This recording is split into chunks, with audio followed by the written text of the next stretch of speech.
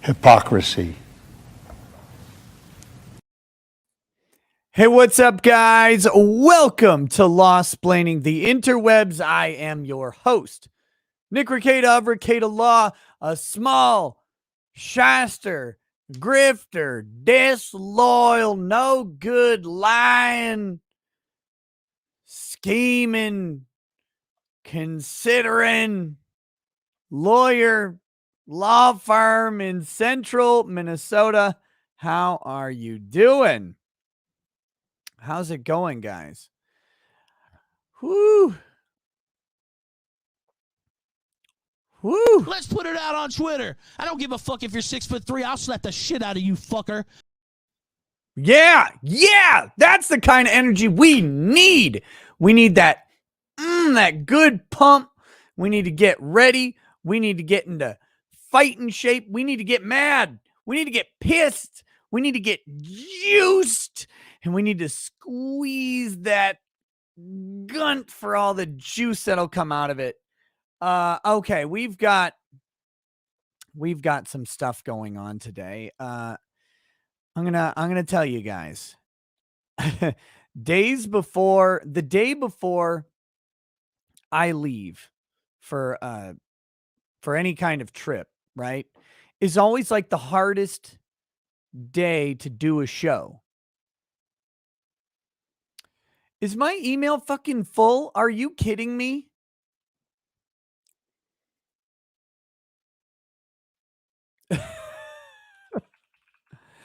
Dude, someone in the chat, you know who you are, send me like 1 trillion emails. Yep. You got, oh, Jesus Christ. Yeah.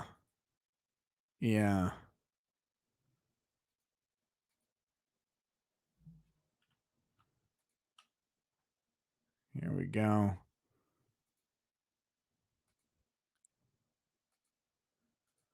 Bruh. All right. Email me those metal suggestions again. Sorry, buddy. Jeez. Whew. Okay. Attorney Tom, Nick is an email cut confirmed. No, I don't watch anyone read my email. I don't read my email. I'm like Sigma. I'm on that Sigma email grind set. I just pretend it doesn't exist. And I just go do something else. Fuck email. I hate email. I hate email as much as I hate regular mail. It is the worst thing to ever happen. Email is like, oh, this is cool. We'll have this great system where you can get stuff electronically. And they're like, I know. We'll fill your email inbox with shit because we filled everything else with shit. Like, I don't want any of this stuff. Never email me. Ever. If I tell you to email me, don't. I hate it. I hate email. And once you get behind on email, you're never catching up unless you're just not busy and you hate yourself and you've already gone through the pain Olympics and smashed your penis with a rolling pin and you have nothing left to offer the world because you're going to sit at your fucking desk for like 30 hours. Click, going through like, God, dude, what is this? Is this important? What do I need this? I don't know. And some of you simply say, it's really, like, yeah, just delete it all. I would, except I'm an attorney and I also have client communications that it's not that simple. It's not as simple as just deleting everything because now it's a fucking disaster. So I hate all of it. No, Peter Silver, when I tell people to email me during a live stream, I'm like, it's like one person or two people. The problem is I get like so many other emails that are unrelated to that particular call for a live stream email, right? I did not get 8,000 metal suggestions over the past couple days. You need to be cool like Vic. Never. Never. You know how old you have to be to answer every email? Look, Vic's great and all, but he's old as hell. And you can only tell because he answers his email. He probably writes checks at the grocery store, too. I hate them. I hate emails. I hate them. I hate everything about email. I hope it dies. But anyway, so going back to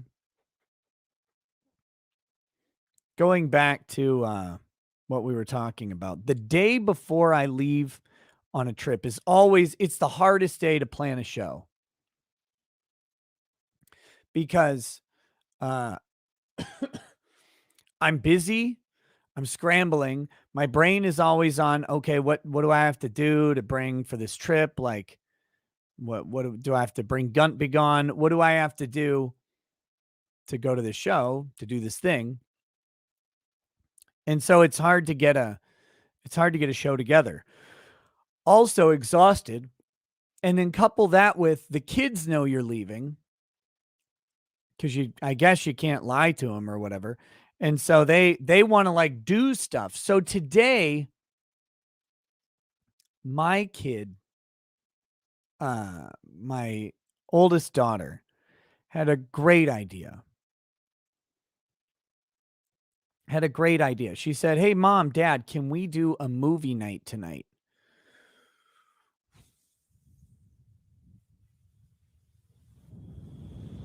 I guess, right? Guess what movie she picks? Turning Red.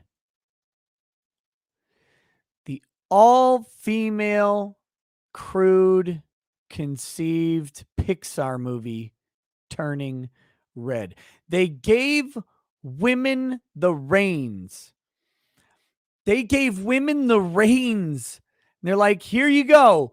We're going to give you full on creative control and we're going to finally get you women out of the kitchen. Stop making pies right now. Take off your Betty Crocker aprons, and you cute little ladies sit down at your animation studios and you come up with the best damn movie you can come up with. And they come up with a movie about periods. I'm not fucking kidding. Menstruation. Can you women joke, like, do more menstrual content than white men in blackface? I mean, you do more menstrual content than men talk about penis and tits combined. It is embarrassing, and it has got to fucking stop. You have one job. Just make a kids movie. Make it about anything. Fairies, dragons, what are little troll things. You got pimple kids, anything you want.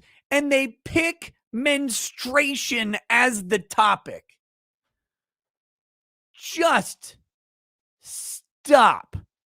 Stop. All of those women should be burned at the stake. They're clearly in a coven. Insane. So I have to sit here. Of course, my 9-year-old has no idea what this movie's about. She's like, oh, little Chinese girl running around with tiger mom. Like, they actually have a tiger mom. The tiger mom going, oh, honey, you are good. You be good student. Regretfully, you going to have periods soon. You become big monster. And then she turns into a literal red panda.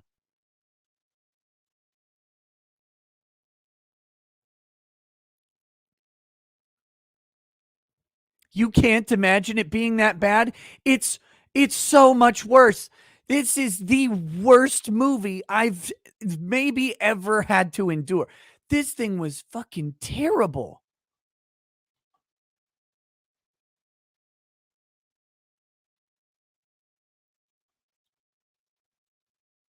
And I'm sitting there like, I look over at Lady Ragus because this movie's been out for a couple weeks, I think.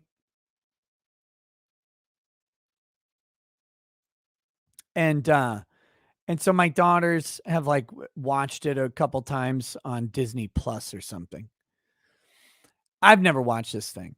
And I'm sitting down and it gets to the reveal that this is about periods, which is early on in the movie. And I look to Lady Rackets. She looks over at me and I'm like, is this shit? Is it? I mean, is it? And she's like, I mean, they're pretty open about it, I guess.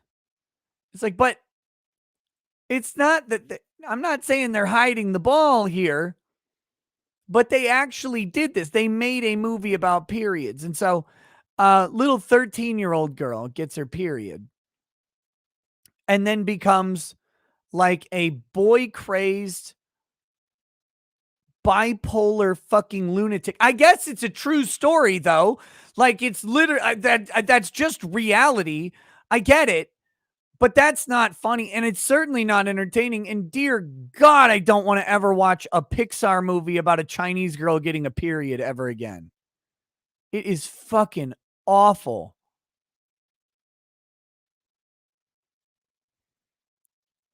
Anyway, so I'm going to probably bitch about that later.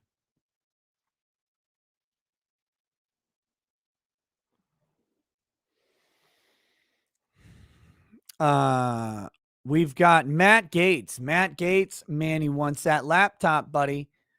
Matt Gaetz is out here. It's like, where's the laptop? Where's the fucking laptop? Where's your laptop? Give me that laptop. You're the FBI. Where's the laptop? So we're going to watch Matt Gaetz talk about a laptop a little bit. And it seems you have fun explaining stripper music. What the fuck is that?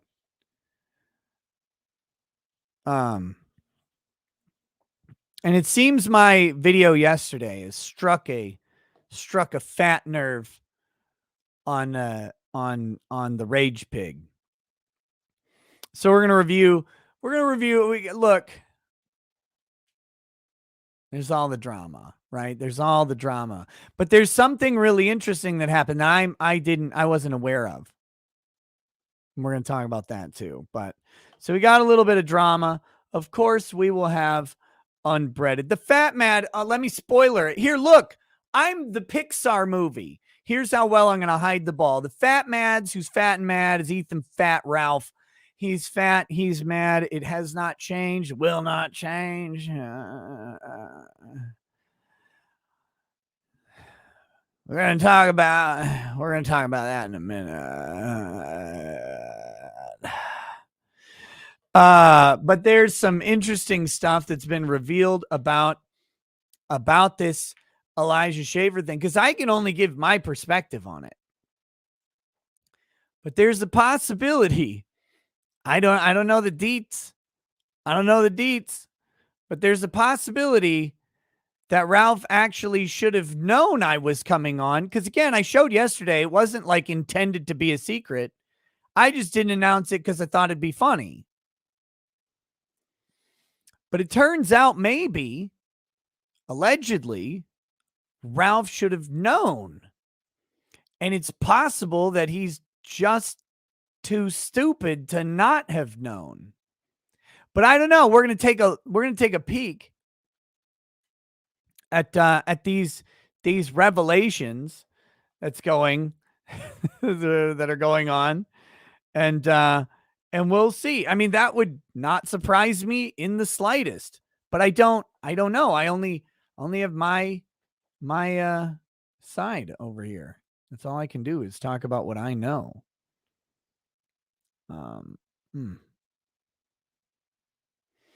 But we've got some couple video clips and stuff like that to talk about with this. It's all very, very fun. And then of course, yeah, super chats unbreaded. And then that'll be the show. However that goes.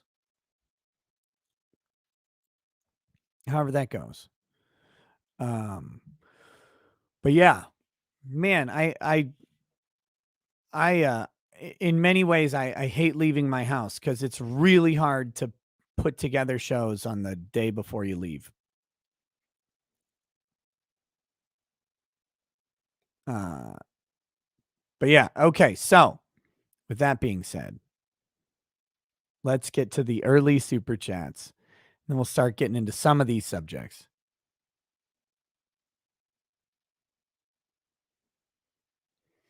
We've got, where did this go? Where do we go now? Editor says, Nick, please say a toast for my boy Edric. He expired today of a diabetic coma after swallowing too much chocolate. He will be sorely missed. Super serious. Okay. Let me get the tea out. What's up? Camelot's in the chat. How you doing, Camelot?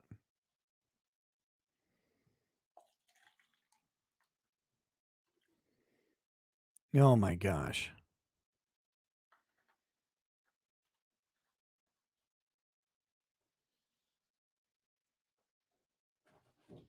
All right. To Edric, expiring in a diabetic coma. I'll drink sweet tea in his honor since he no longer can. R.I.P.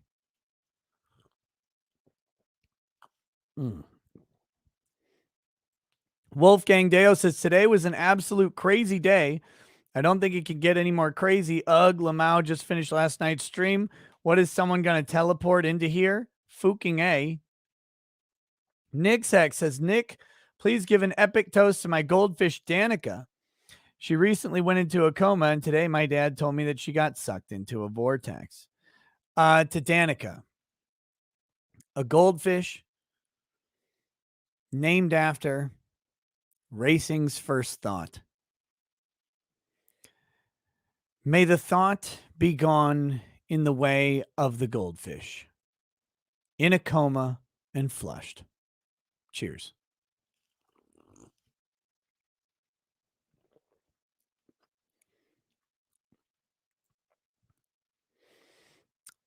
Every time Nick streams, people start dying. I'm responsible now for more deaths than Hitler.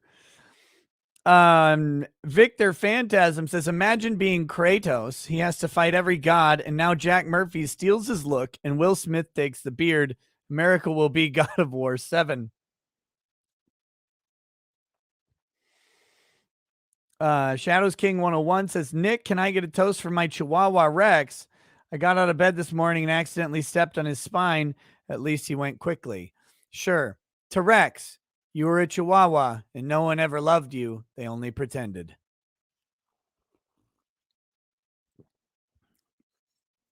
There you go. Wolfgang Deo says, I predict Leighton Gay, you boomer. He also says, sorry. Baron Sky says, Viva Fry admitted to having dreams about you. Well, it's natural. It's inevitable. It's going to happen.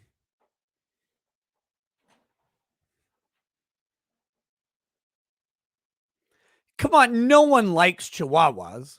Have you seen one? God, they're disgusting. Little vermin rats running around with maggots coming out of their eyeballs. Ew.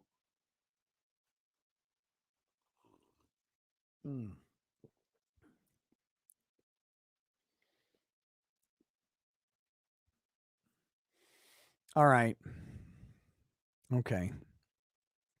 William Smith says, for me, the real crime is that it teaches girls to be sexually rebellious in the face of their parents with all the boy band stuff. Yeah, I mean, kind of. It also was just trash. Like, God, it was bad. The boy band was crying while singing. What the fuck is happening? Why is this movie? Again, it's always like when you give someone a first, you're like, all right, ladies, you're taking on this heavy burden. This is the first all-female Pixar movie, and we're really excited to see what you do with it. And remember that this is going to impact every every woman for generations. I mean, they will feel the ripples of your monumental and colossal achievement. You made it about periods. I fucking told Jim, I told you this. You said, oh no, give him a chance. And I'm like, they're going to fucking make it. It's going to be about something with a vagina. And you're like, no, it's a kid's movie. Jim, you motherfucker. I told you, if you let women do a thing together, you get them into one room, they'll go, oh, here's what we can do every single time. Jim, if I could fire you, I'm just going to kick your ass instead.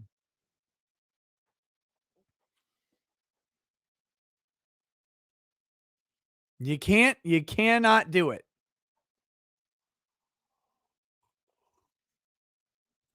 You can't do it. You can't look, it's why the 19th Amendment took so long, really.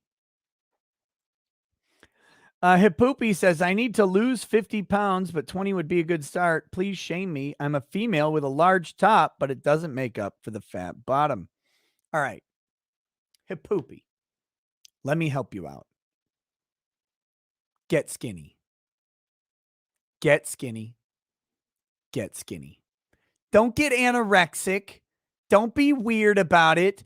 Don't start vomiting out your insides. You people are always trying to look for well, I just won't eat. Look, some of you could skip a meal or two, but you do need to eat. Your body needs to fuel up, especially if you want to get lean and get trim. You have to fuel your body. You just have to do it right.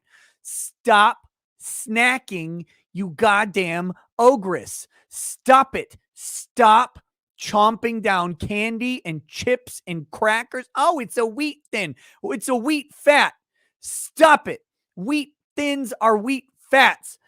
Don't eat that shit. Have meals and not anything else. And one of them should be a salad, not covered in cheese and dressing and sauce and drippings and chicken.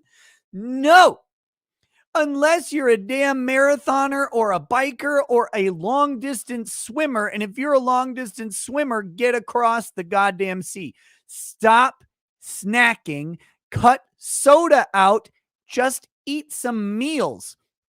Like, so many women I have met and they're like, well, I just don't have time to eat meals. And I'm like, bitch, you're sitting around eating all day. Just instead of having 10,000 micro meals a day, just have three regular meals. I've fixed your time problem.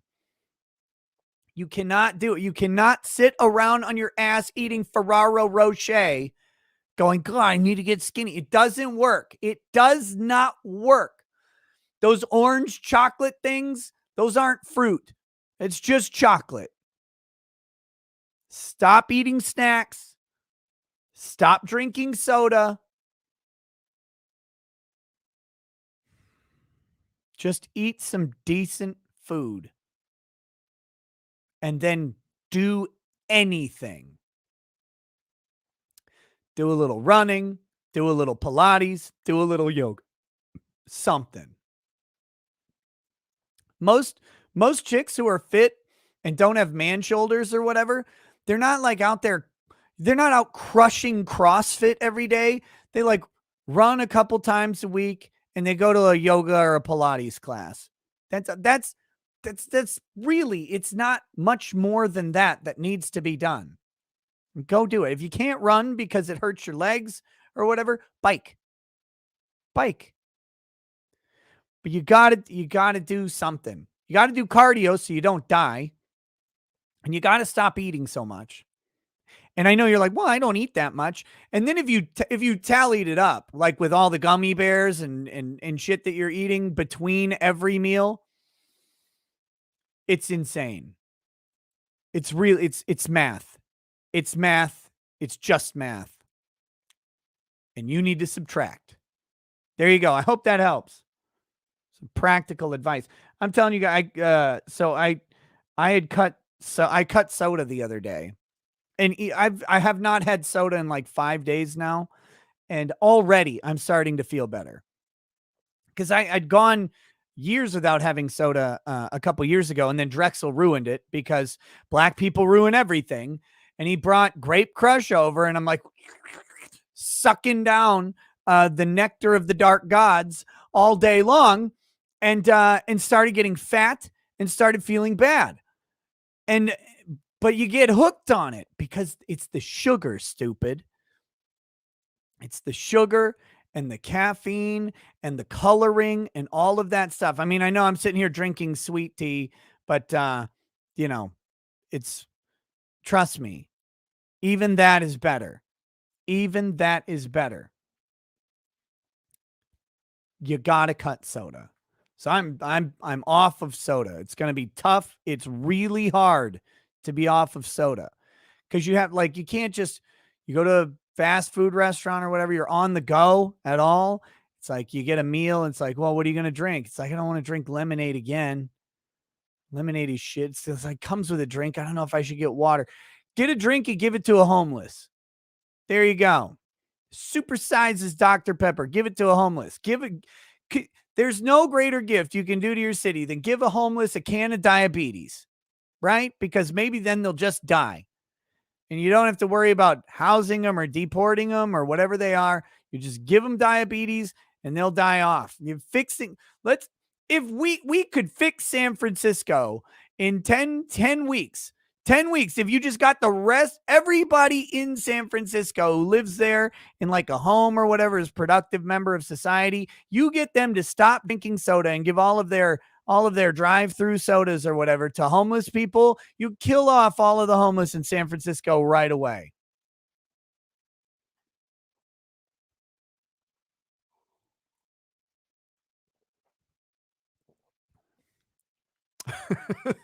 Let's solve these problems. Solve them immediately. Okay. Anyway, Tyler Reeves says, hi, Nick. Nice to see you live for once. Or nice to watch you live for once. Hey, thanks. Thanks, Tyler. How you doing? I'm going to read this one from Patrick Waz because I think it's important for people to hear. How drunk am I? 0%. I am high on life. Got these eyes going. Patrick Waz says, Nick, your show has been one of the things keeping me going through massive life changes recently. It's nice to hear that the chaos of my mid-20s is not unique to me. Thank you, good sir. Thank you, Patrick Waz. Mid-20s sucks anus for men. It just does. Mid-20s is usually great for women. I'm going to say that. That's not true, but I'm going to say it anyway. It's but for men, nobody respects you. You're like struggling and climbing the ladder. And and no one cares. Like you are just a faceless person. Everybody's like looks at a 25-year-old guy and they're like, "Yeah, I remember when I wasn't fat too." And then they don't want your opinion ever again because they're like, "Yeah, all right, well, yeah, what? You get up in the morning and don't hurt. Fuck you." That's how every older guy sees a 25-year-old guy, right? Like that's what we do. That's the spoiler. And so you're struggling against the damn tide your entire mid-20s, and really it kind of carries into your early 30s, and then things start to get a little bit better. But stick on it, stick with it. It's going to pay off. Things are going to work out. And as you work towards your goals, whatever they may be, if it's some corporate goal, if it's independence, whatever it is, wherever you're going, you'll get there. Your mid-20s is where you're like, but I know what I'm doing. And everybody's like, yeah, settle down, Junior, as if they know what they're doing. Spoiler alert, you don't, and neither do they. But that's fine. Hang in there, brother. Ola Kyle says, Nick, can you please cheers my diabetic goldfish? It had too much chocolate, went into a coma, and never recovered. Cheers to your San Francisco homeless goldfish. Good fucking riddance. What is this mullet doing back here? Oh, my God. Fox McLeod says, hey, Nick. I hope you weren't late or gay to this stream. Of course I was. EMT 2666 says, Nick, thank you for the birthday wishes the other night on your Twitch stream. I love your content. Will always co-host your Twitch stream. Hazmat Addict Gaming is my Twitch. Awesome. Thank you. Thank you. Falling Floor says, I heard in Turning Red, the girls start seeing photos of their red panda online, OnlyPans. Was that for real? Probably. Probably when I fell asleep. I don't know. I couldn't tell you. I was like sitting there on my rocking chair like an old crotchety piece of shit. And this movie's on, and I was like, I'm done. I'm done. I was asleep. Probably it could be in there. Wouldn't surprise me anymore. Watch it again? No. AA Outdoors says, can you drop the link to the site with the shirt my wife made for my cancer battle? Just started and twin boys at home. I don't have the link. If you send it to a mod somehow, I'm sure we could share it in the chat. Wouldn't bother me at all. Red Mage 13 says, another example, High Guardian Spice, a Crunchyroll original by an all-female team which got ripped to shreds as they tried to say it failed because of other reasons when it's just an awful show. Yeah. Well, High Guardian Spice, it looks like trash. Steve C, no, I didn't get my fancy earbuds yet because I need to redo the molds because I started wearing these other monitors and I think they gaped out my ear canals. I had narrow ear canals. Now I feel like fucking Peter North has been hollowing out my head.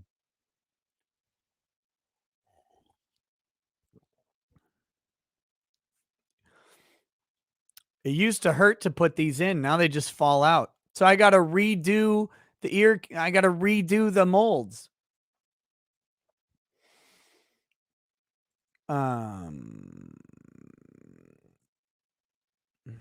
King Dude says, Ayo, Nick, just read that my dude on Reddit finally clonked a Clussy. Pour one out for the boys. I don't even know what that means, but good on him.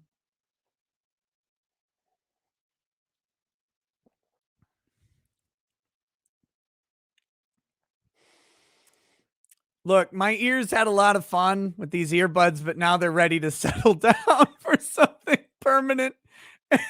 They need to go get an ear canaloplasty.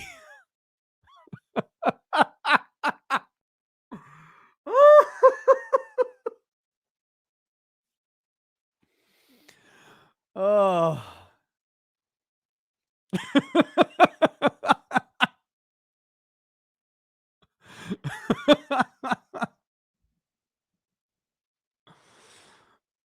Cledge Fenrir says, I'm coming out trans, going from man to gentleman. My pronouns are sir and sire. And like how yellow has gone through orange to red, you first go through being a man to be a gentleman. If you disagree, then you're a bigot.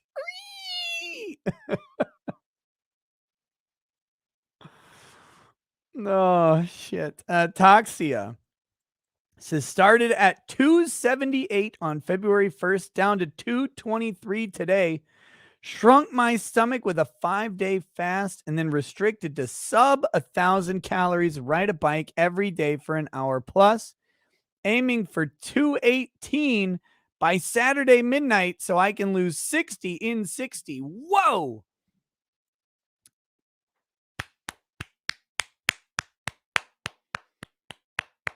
Some good aggressive losses. Here's the warning.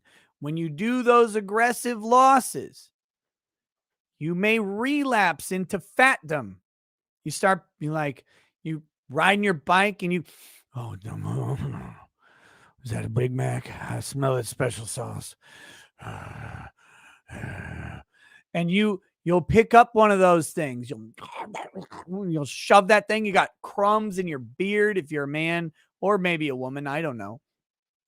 You got crumbs leaving out. You got grease trails all over the place. You're disgusting. You smell like a sewer because you were just at a McDonald's. And your gallbladder breaks be careful. Be careful. You go on an aggressive diet and then you relapse into start eating like a fatso, your gallbladder just goes, it just pops. It sucks.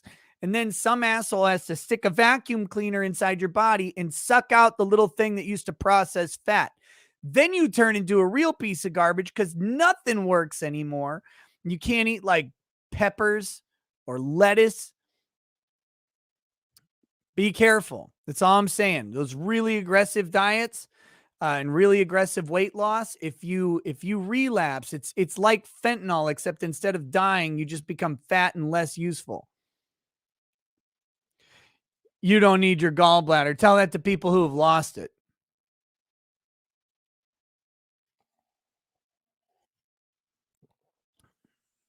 Those dietary restrictions are annoying. I have mine. Mine works just fine, but I know a couple people who have had it out, and just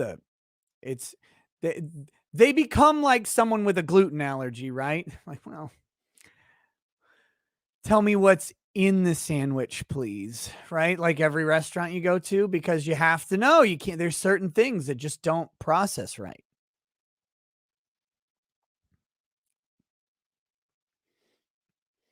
It's not their fault. It's not like they did anything wrong or bad, right? Like this is a cautionary tale. People don't know this. But Toxie, really keep up the good work on the weight loss. It's really inspiring. 60 pounds in 60 days is amazing. It really is.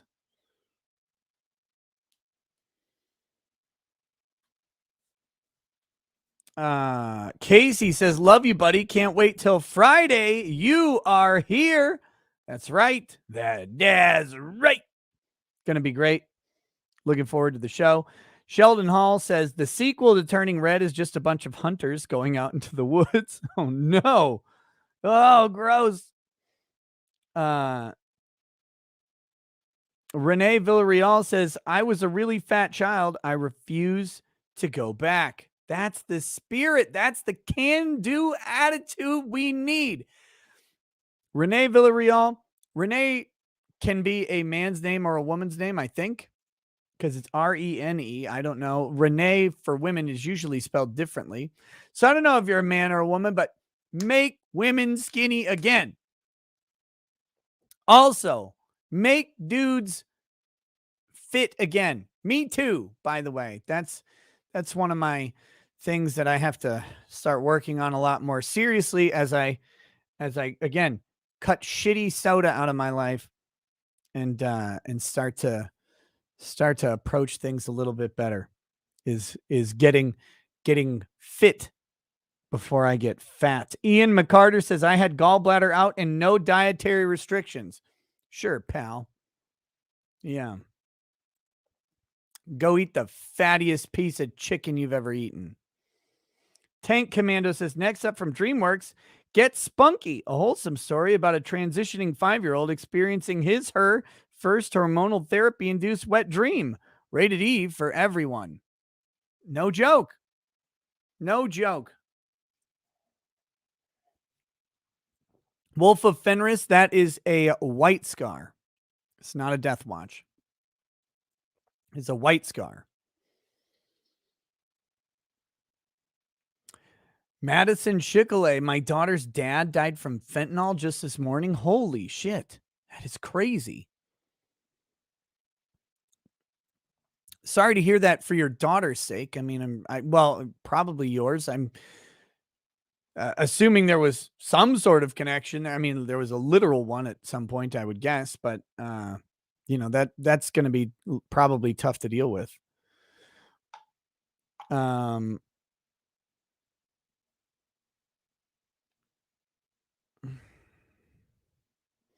Atlas Shrugged says, I am a registered nurse. I am pissed, tired, and old. PTO'd. Good. Good. Make a TikTok video, Atlas. That's what I heard nurses do now. They make TikTok videos. Renee Villarreal, says, I'm a dude unless I'm going to a California prison, but yes, am not the size I want, but will not be a damn Kirby person. You remember that scene in fucking Hook when they get the fat kid and he pulls his legs up and he cannonballs down the stairs?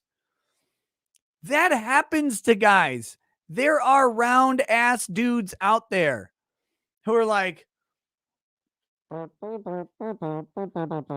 then they trip, and then it's like, and it's like a boulder. Indiana Jones is running in front of him, like, oh God, shit. And it's just some big dude named Matt falling down the stairs.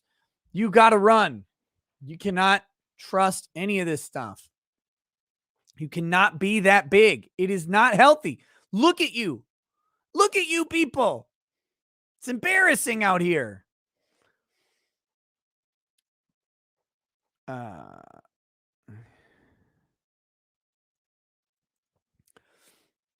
Okay. Ice Mexican asked about Scott Jensen and how he will fare in the governor's election against Walz. Said he asked in a previous stream, but he doesn't think I read it. I read that, chat. And you know why I know I read that, chat? Because I'm pretty sure I used to work with Scott Jensen's son. I'm pretty sure. If his son is Matt Jensen. Is that right? Scott Jensen, Minnesota Governor Matt Jensen. That his son? Do we know that? Do I know anything about him? Dr. Scott Jensen. Pretty sure this is the guy. Let's see. Does he have a...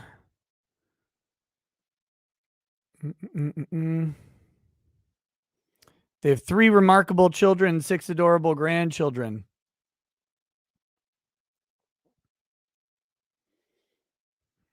What are their names? What are their names?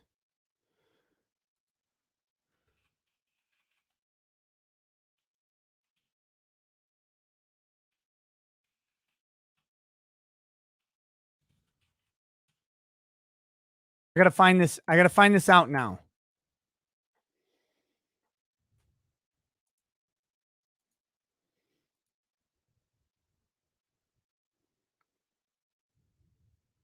It just says they have 3.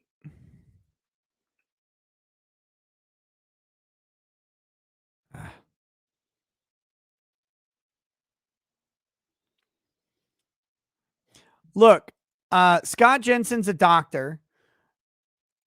The guy I used to work with, I have a funny story. This is a funny story. He's the reason I ended up being a lawyer. That's why this is a funny story for me. It's probably not funny to you. So I worked at Thrivent Financial for a while. And there's a dude there named Matt Jensen. Shout out to Matt, wherever you are, buddy. Cool dude. I liked him. His dad was a doctor. And the names match. So, and his dad, and he's, Matt was relatively conservative. So, I'm pretty sure it's possible that it's him. Anyway, Matt was going to go to law school. And so he took the LSAT and he told me his score. I don't remember what it was anymore. And I said, I could beat that score. So then I took the LSAT. I wasn't planning on going to law school. I literally just went to take the LSAT to beat his score. That was the whole point of it. Because I was, this is 2 years before I went to law school. So I took the LSAT and I beat his score by 1 point. And so yeah. So then I had the LSAT sitting around, like my LSAT score sitting around. So then a couple years later, when I was like, well, shit, what am I going to do? I was like, well, I got this LSAT. You can be a lawyer anywhere. Maybe I'll go to law school. There you go. That's how I became a lawyer. Shadowban Warrior. This doesn't prove I read the super chat, but I said when I read the super chat prior, I said, I think I worked with that guy's son. That's how I remember.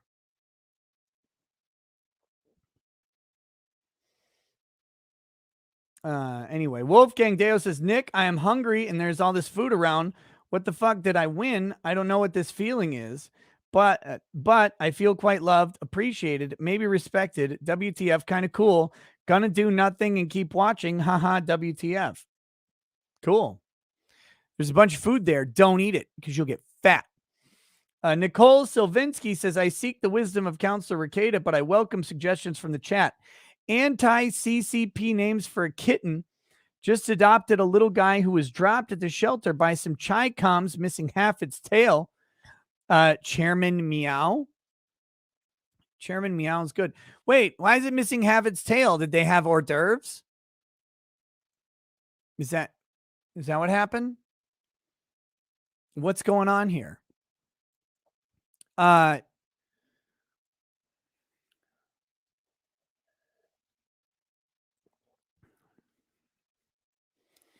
Let's see. So Chairman Meow's pretty good. I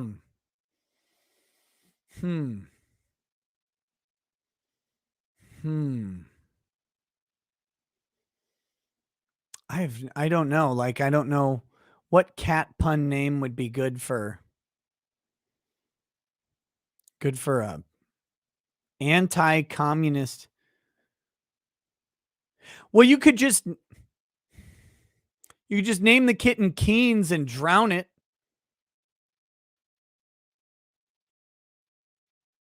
It'd probably be bad, though. I don't recommend that course of action. Just name your cat Milton Friedman like a man. There you go.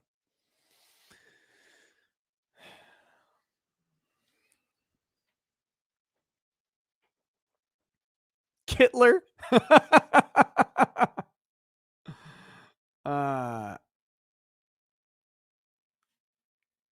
There you go. Cook the cat in the Pol Pot. No. Oh, name it Taiwan number 1. Right? That should be the cat's name. And then if it dies, you can have Taiwan number 2. Or you name it China is asshole. One of those things. Von Meowses, that's good. Genghis Cat. Inner Mongolia. Right?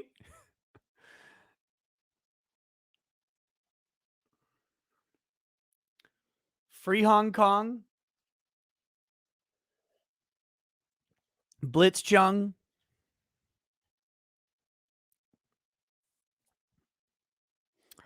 Oh, wait. No. I know what we got.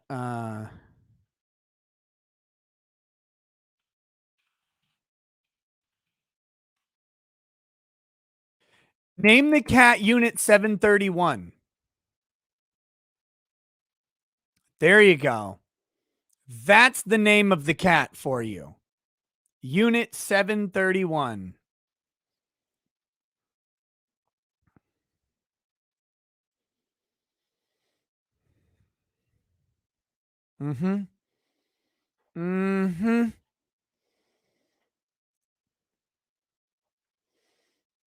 Nicholas Cruiser says, I named my cat Pinot after Augustus Pinochet. It's such a cute name.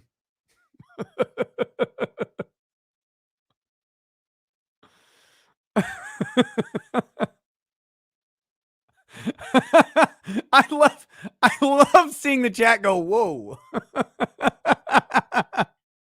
Like, let's calm down there, Rackets. Like, that's oh, geez, it's just a cat. I mean, my God. That's when you know the joke is just right. That was marinated and put on the grill. Came out perfect. If you don't understand it, you can just look up Unit 731 on Google.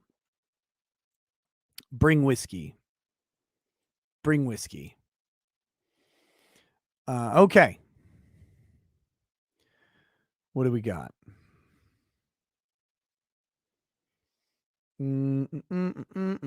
I think we're caught up with the and we can get into some content here. Okay, let's do this Gaetz clip, and then we'll do some rage pigging.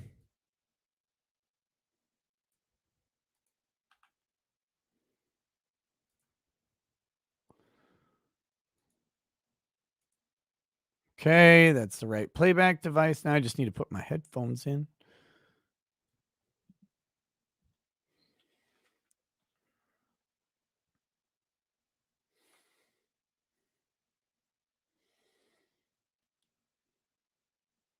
See, I used to shudder when these went in. Now I can't even. It's like it's not even happening. I mean, oh, wait, no. Oh, you're so big. There, whatever. Finish up.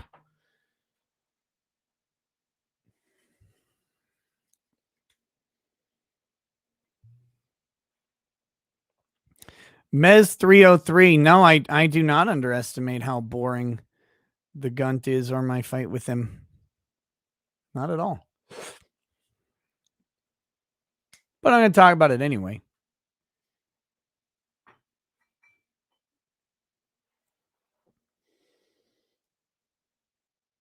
And Martin, no, these are not the custom ones. I mentioned earlier, I have to redo the molds that I had for them because my ears have been widened. All right, here we go. Share the screen with the audio. Here we go. Oh, I'm so sorry. This is Jerry Nadler. Probably a pedophile. Gross. These people are fucking disgusting. So where is it? Wait. First of all, so the preceding questioner was one of the dumbest people on the fucking planet, Ted Lieu of Hawaii. This guy, God. This guy makes the retard in Geely look like a genius. Ted Lieu, oh, ugh. Look at him. Ugh. Sorry, I just want to. Like I had it paused just a half second later than it should have because I want you to understand what happened here. Like, so where is it? Is the first words out of Matt Gaetz's mouth. So this is, I don't even know what this hearing, it's the House Judiciary Oversight hearing for the FBI Cyber Division. This hearing is not about Hunter Biden's laptop. However, Matt Gaetz is about to do it, and people are so mad about this. Here we go. The gentleman yields back, Mr. Gaetz. So where is it? The laptop. Sir, I'm not here to talk about the laptop. I'm here to talk about the FBI cyber program. But you know exactly what he's talking about. You know exactly what he's talking about. Straight to the point. Sir, I'm not here to talk about the laptop. Well, I am, though, right? I'm here to talk about the laptop. Talk about the fucking laptop. You're under oath. Let's talk about the laptop. You are the assistant director of FBI cyber. I still say Matt Gaetz looks weird. I don't trust him. His head's too big. His hair's too swoopy. But that being said, you know, this isn't about my personal feelings with Matt Gaetz. This is just about, or the like, it's just like, who the fuck is the guy I'm thinking of? This looks like one of the guys from the Daily Show or whatever over here. Cyber. I want to know where Hunter Biden's laptop is. Where is it? Sir, I don't know that answer. That is astonishing to me. Has FBI cyber assessed whether or not Hunter Biden's laptop could be a point of vulnerability allowing America's enemies to hurt our country? Sir, the FBI cyber program is based off of what's codified in Title 18, or Title 18, Section 1030, a code which talks about computer intrusions, right? Using nefarious intent. Well, you've talked about passwords here. I mean, Hunter Biden's password on his laptop was Hunter02. He drops it off. Doxed? What are you doing? Doxed is shit. You can't be dropping passwords like that on national television, Gaetz, if that is your real name. So he's making an point here that Hunter might have had sensitive information on his laptop. His dad is the vice president. May have communications with the vice president on his laptop. At a repair store. I'm holding the receipt from Max Computer Repair, where in December 2019, they turned over this laptop to the FBI. And what now you're telling me right here is that as the assistant director of FBI Cyber, you don't know where this is after it was turned over to you 3 years ago. Yes, sir, that's an accurate statement. How pissed is this guy? Oh, I love it. But you know, I think this hearing isn't about it. This Gaetz is grandstanding a little bit here, but at the same time, where's the fucking laptop? Where's the laptop though? Like where is this thing? What happened to it? This thing got disappeared. How are Americans supposed to trust that you can protect us from the next colonial pipeline if it seems that you can't locate a laptop that was given to you 3 years ago from the first family, potentially creating vulnerabilities for our country? Sir, it's not in the purview of my investigative responsibilities. But that is shocking that you wouldn't, as the assistant director of cyber, know whether or not there are international business deals, kickbacks, shakedowns that are on this laptop that would make the first family suspect to some sort of compromise. Mr. Assistant Director, have you assessed whether or not the first family is compromised as a result of the Hunter Biden laptop? No, of course not. Sir, as a representative of the FBI cyber program, it is not in the realm of my responsibilities to deal with the questions that you're asking me. Has anyone at FBI Cyber been asked to make assessments whether or not the laptop creates a point of vulnerability? Sir, we have multiple lines of investigative responsibility in the FBI. They're all available in public source. Well, I would think you'd know this. Then answer the question. Like, maybe it's not. Just say no then. But why would you say there are multiple lines? They're all publicly available. Like the answer is either yes or no. Presumably know it. One. I mean, I would think that if the president's son, who does international business deals, referencing the now president with the Chinese, with Ukrainians, I mean, have you assessed whether or not the Hunter Biden laptop gives Russia the ability to harm our country? Sir, again, we can do this back and forth for the next couple of minutes. I don't have any. We will do whatever I want during my time because that's how it works. Again, Gaetz is a weirdo, right? But it is his time. He gets to ask you questions and you are under oath and bound by that oath to answer them. Any information about the Hunter Biden laptop or the But should you? I mean, you're the assistant director of FBI Cyber. By the block and line chart? No, sir, I should not. Who should we put in that chair to ask questions about this laptop that FBI has? I like the guy assistant coach nodding over here. He's like, had for 3 years. Sir, I'm not in a position to make a recommendation who should say. So you don't have it. You don't know who has it. You don't know where it is. You're the assistant director. You know, earlier you talked about whether or not you were the Grant Hill or the Christian Leitner. It sounds like you're the Chris Webber trying to call a timeout when you don't have one. So I mean, who is it? Do you even know? He just gave a layup chuckle. Oh my God. Know who has it? Do you know who we should put in that chair to ask these questions to? No, sir, I don't know who has it. Well, could you find out and tell us? You're going to have to give us briefings, thanks to Mr. Liu and Mr. Massey's question about whether or not the FBI was taking a $5 million test drive on the Pegasus system that was being used to target people in politics, people in government, people in the media, people in American life. So will you commit to give us a briefing as the Assistant Director of FBI Cyber as to where the laptop is, whether or not it's a point of vulnerability, whether or not the American people should wonder whether or not the first family is compromised? Sir, I'd be happy to take your request back to our office. Gosh, I mean, will you advocate? The funny thing is, Matt Gaetz knows exactly how that guy just answered, and here's what that guy just said. If you need translation for Capitol Hill speak, what the guy just said to Matt was "fuck you." That's what he said. I'd be happy to take it back to my office. That was "fuck you." For that briefing, as an you will? I will be happy to take your request back to FBI headquarters. Well, do you believe that is a briefing that the Congress is worthy of having, I guess? Sir, I'm not going to answer that question.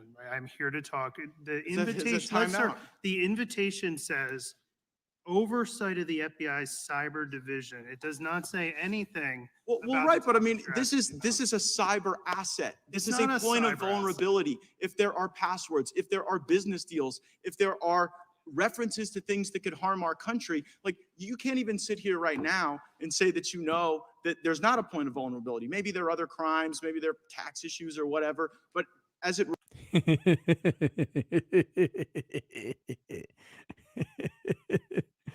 Oh, so the question, I think he asked a valid question. Well, if it's not you, then who, right? Like, because cyber sounds like technology, which sounds like a laptop.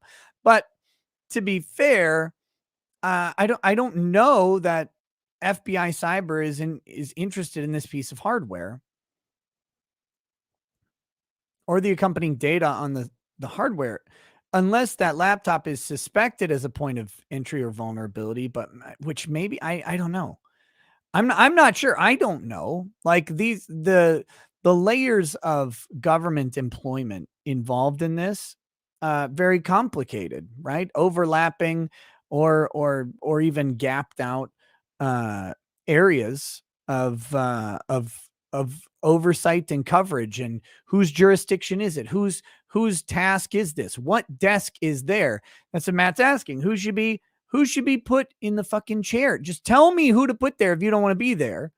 And then Matt Gaetz can invite them. Tell me who. Well, I don't know. Who does know? Who knows this? Where is it? relates to is the first family sufficient cyber infrastructure to protect? You don't even know if they're compromised. Tell you what, Mr. Chairman, I seek unanimous consent to enter into the record of this committee the contents of Hunter Biden's laptop, which I'm in possession of. I'm not.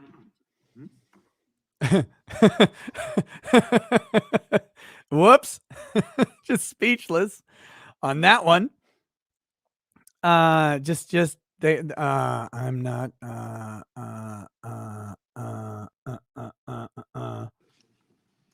There's no objection to that.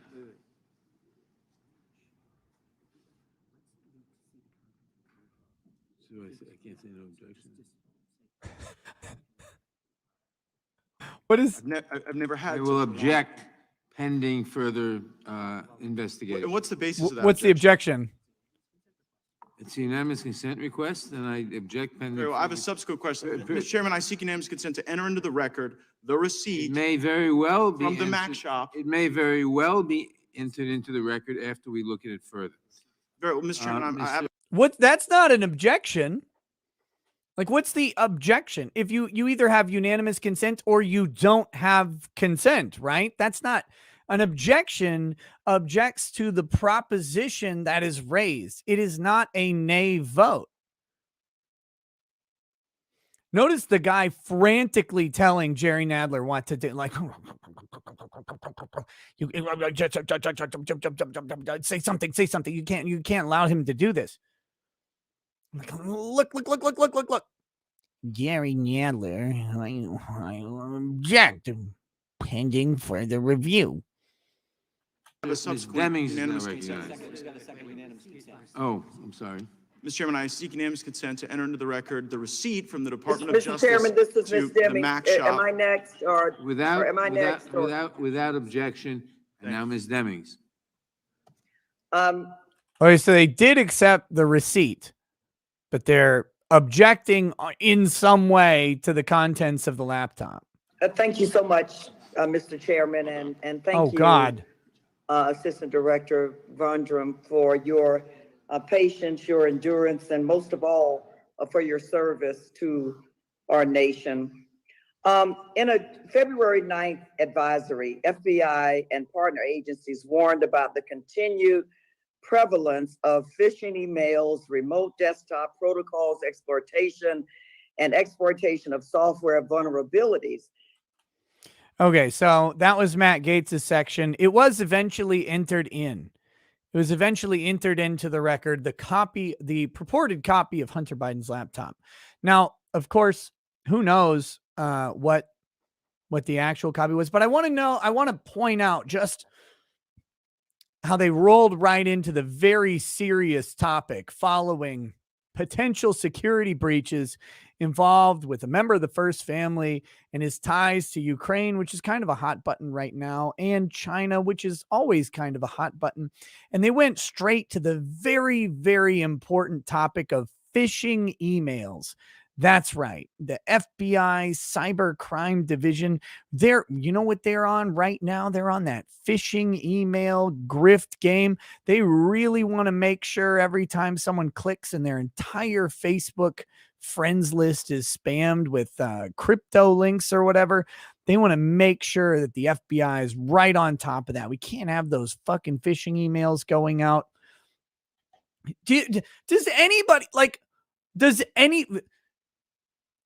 The FBI. So imagine you're you and you get a phishing email and like your Google account gets compromised.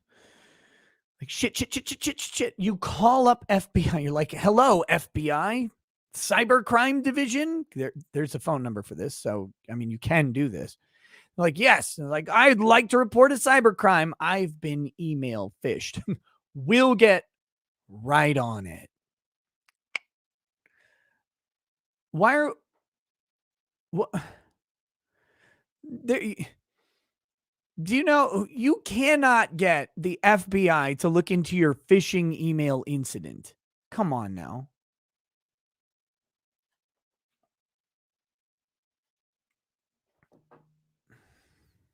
So that's where they go after the Hunter laptop thing, which is just as quickly as possible shoot out of there. But I do have another Hunter Biden story that's related to it.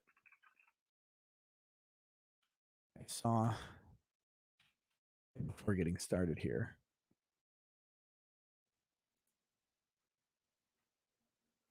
Here we go. Would you stop being on the screen? Okay. Federal probe into Hunter Biden's taxes intensifies, sources say. Sources say prosecutors, this is today, have not yet decided if charges are warranted.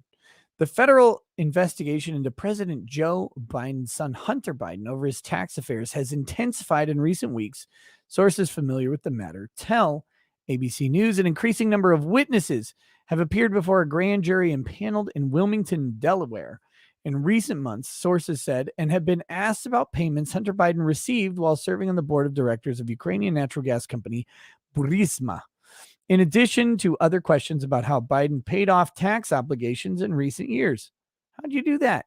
U.S. Attorney's Office from Delaware, which has been leading the investigation, is expected to hear from more witnesses in the coming weeks, sources told ABC News. Sources say that prosecutors have not made a decision yet on whether criminal charges against Biden are warranted, and that there is debate about whether Biden's admitted past drug abuse could serve to undermine a criminal case over his financial decision-making. Spokesperson for the DA's office declined to comment to ABC News, as did a spokesperson for Justice. Chris Clark, an attorney for Hunter Biden, did not respond to a request for comment. Wait, he didn't respond? Like, what are you doing, buddy? The developments in the probe were first reported by New York Times. Hunter confirmed the existence of the investigation in December 2020. We're now a year and a half past that. well, not quite a year and a half, year and a quarter. Shortly after his father won the presidency, since taking office, President Biden has repeatedly pledged to uphold the independence of the Justice Department and not interfere with his work. Question will be, will Joe pardon Hunter? If they even get charged. Will there be a stand-down order? He can do it 100% within his power, and there's nothing anybody can do about it. Joe Biden could tomorrow call up the IRS and say, by the way, Hunter's okay. Order of the president. And they have to stop. They have to stop at that point. But it would be a massive hypocrisy with how Trump and his family were talked about and discussed. The tax probe is being led by U.S. Attorney Dan Weiss, a Trump appointee who remained on the job after Biden was sworn in. In a statement released, will he fire Dan Weiss? He could do that. Statement released through the Biden-Harris transition team in December 2020, Hunter Biden said that he and his attorney... Why did Hunter Biden release a statement through the Biden-Harris transition team? Is Hunter on staff? Said that he and his attorney had learned of the investigation just days earlier, and that he was confident that he had handled his tax affairs legally and appropriately. ABC News has previously reported that the investigation began in 2018, more than a year before Biden announced his presidential run. Investigators paused their work ahead of the election and waited until after votes were cast to notify Hunter Biden's legal team of the probe. Ahead of the 2020 election, political foes see that this, by the way,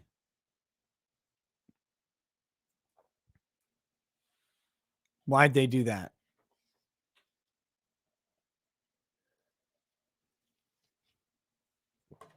That was a big favor to Joe. Just so everybody's clear. That was a huge favor to Joe Biden. We're just not going to say anything until after the votes are cast. Ahead of the election, political foes of then candidate Joe Biden, including then President Donald Trump, focused on Hunter Biden's work as a board member for Burisma. What work? What work did he do for Burisma? As well as a series of ill-fated investment endeavors in China. Trump and his allies sought unsuccessfully to characterize Hunter Biden's foreign business dealings over the past decade as evidence of Biden family corruption. It was unsuccessful because the media decided to protect Hunter and Joe Biden. I mean, that's it. So they didn't run the stories. They said it was Russian disinformation. They just lied. It was simple. The easiest thing in the world. Just don't allow the story to get its roots. It's like putting jelly on a cracker. In retrospect, look, I think that it was poor judgment on my part, Hunter told ABC News anchor Amy Robach in October 2019 regarding the impact of his business dealings on his father's political career. Is that I think that it was poor judgment because I don't believe now when I look back on it, I know that did nothing wrong at all. However, was it poor judgment to be in the middle of something that is a swamp in many ways? Yeah. What? What did that even say?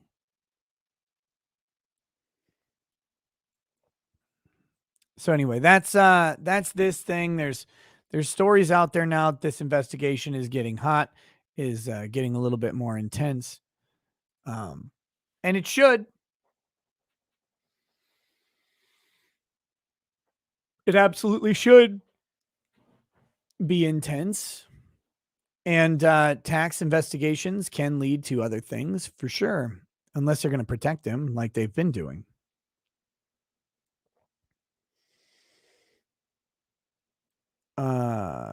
Slosher says, name for a cat, Un Gato Pinochet. Ty says, Nick, I just need to know the answer to one question. Pitchforks when, torches when, guillotine when. Where do we stack the bodies to show what the fuck has transpired? And where do we stack ourselves as soldiers to stop more coming? I don't know. That's not a question for me to answer. I think civil war or revolution always sounds more romantic than it is.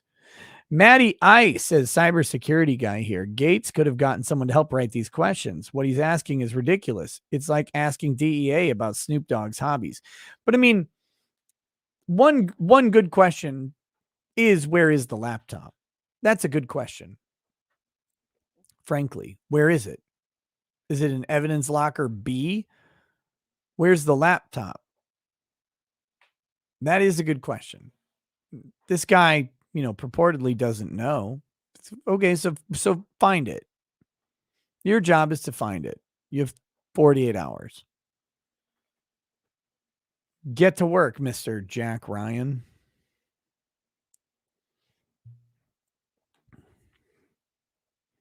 Okay. A little bit more whiskey. And then what's next? What's next? Oh, yes. Let's briefly.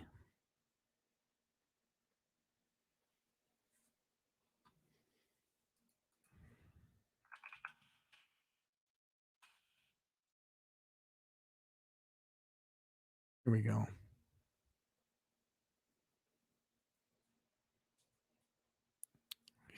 Look at this fucking garbage. Pixar celebrates all-female leadership team of Turning Red, the most efficient film we've ever made. Set for a Disney Plus release on March 11th, Pixar execs Jim Morris and Pete Docter said the film was one of the fastest films they've made.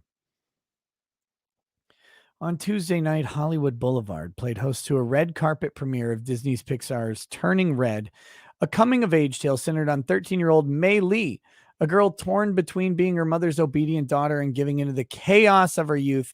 Not to mention, she turns into a big red panda when she gets excited. Film comes from the director Dami Shi, the Oscar-winning filmmaker behind the 2018 animated short film Bao. On Turning Red, she assembled an all-female creative leadership team, the first in Pixar history. It happened very organically, Pixar president Jim Morris told The Hollywood Reporter, of bringing together the film's head team. It wasn't like we decided, let's make sure that happened. People who work well together wanted to work with other people that they like, added Pixar CCO and longtime filmmaker Pete Docter. They were not only all female, but it was probably the most efficient film we've ever made. They were really smart thinkers and risk takers. I think we can all learn something from them. Listen to this.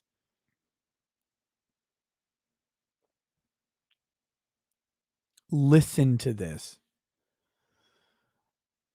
One of the fastest films ever in terms of getting made at Pixar, which means it only took 4 years, added Morris. She is joined by co-writer Julia Cho and Pixar producer Lindsay Collins, who previously produced WALL-E and Finding Dory for Turning Red.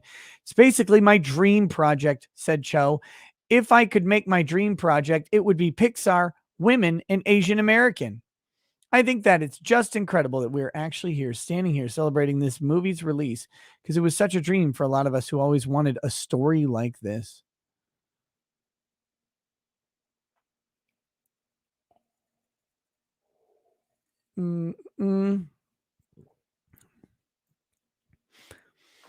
Here's the problem. Here's the first. This is the problem with all of entertainment right now. This sentence summarizes entertainment's failings. We're adults making the movies, and we're making them for ourselves, really, secretly. Although we know kids are going to see them too, right? We want it to be universal. We wanted to speak specifically about Dami's experience growing up in Toronto as a girl and as a Chinese Canadian, but also universally to everybody, because I think everyone's grown up. Everyone knows what that's about. It's not an easy time. But that first sentence, you are not making the movie for you. The movie is not for you. It's not for you. It's not for you. Make the movie for the fucking consumer, because it's not for you.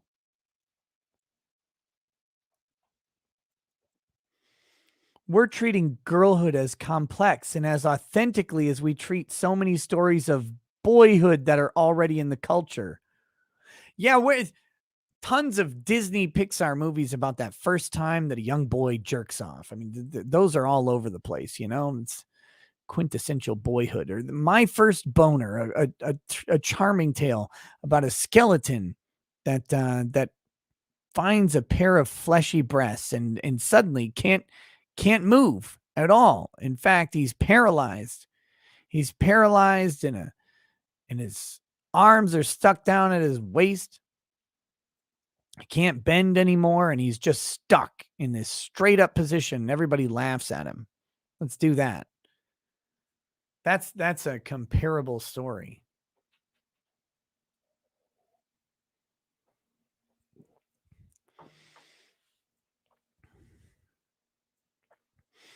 For me, I think what I really love is seeing older men being like, I love this movie because of my daughter.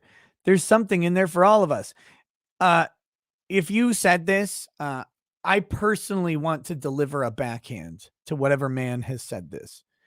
Now, notice she's saying this before the movie's release, so we don't know that any man actually ended up saying this.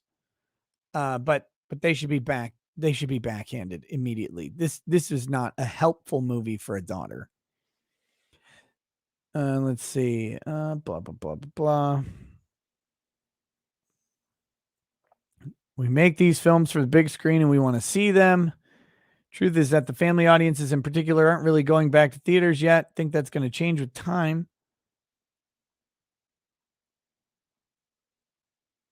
So here you go. Here's Billie Eilish is Billie Eilish. I don't know. Always looks a little downsy to me.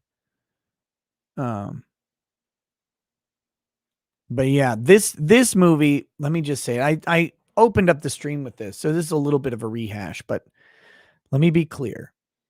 This is the most recent Pixar movie. It is about a Chinese Canadian girl growing up in Toronto who hits 13 years old, has a tiger mom, has her period, and rebels against her mom during her period until her mom has a bigger period. And then all of the mom's sisters and the grandmother unite in a flowing, disgusting, awful smelling teamwork period together. Their cycles all sync up at the end of the movie to save the mom who has the biggest period of all of them. And I wish I was fucking kidding, but that's what happens. The daughter has her period, gets in a fight with her mom, who's been holding it in, holding it back, and she just can't stop the flow. And she has a period, and she turns into a red panda that's the size of a fucking kaiju. And she's ripping open buildings like, where are you, bitch daughter? And then she gets knocked out by the power of children, gets knocked unconscious by her daughter delivering a fatal headbutt.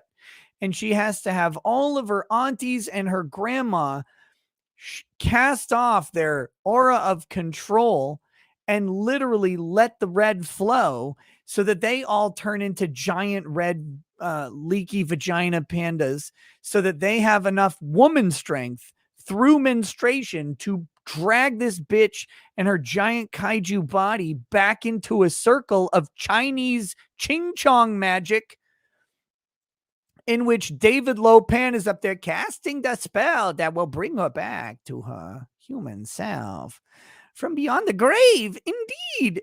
And this is the movie. I'm not creative enough to make this up.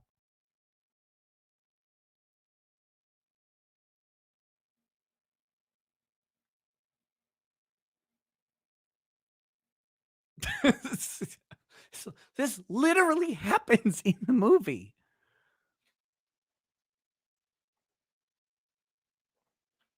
This can't be real. You all say it. Hold on.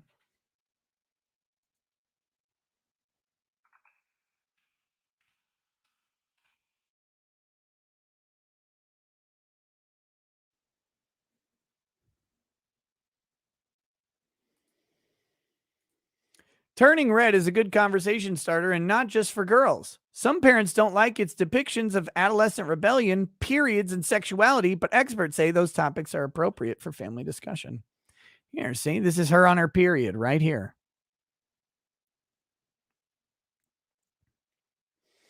Disney's newest animated film, Turning Red, in which an adolescent girl contends with puberty, cultural expectations, and her newfound tendency to turn into a giant red panda when overtaken by emotions, has viewers buzzing. By the way, when she's in school, and so here's the thing: as long as she's calm, as she achieves her Chinese yin yang Zen bullshit, she stays a girl rather than a panda.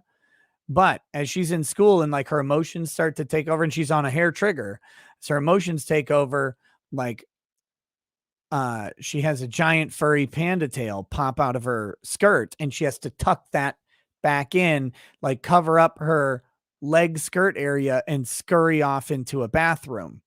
And then when she's sitting in her chair, her mom realized from home that she left her maxi pads at home. So the mom runs to the school and yells that you left your maxi pads at home to the poor little 13-year-old girl who's having her red panda period in school.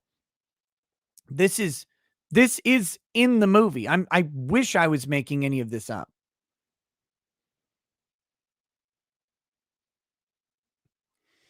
Although critical reviews of the film have been largely positive, some viewers, especially parents, have had a rather different take.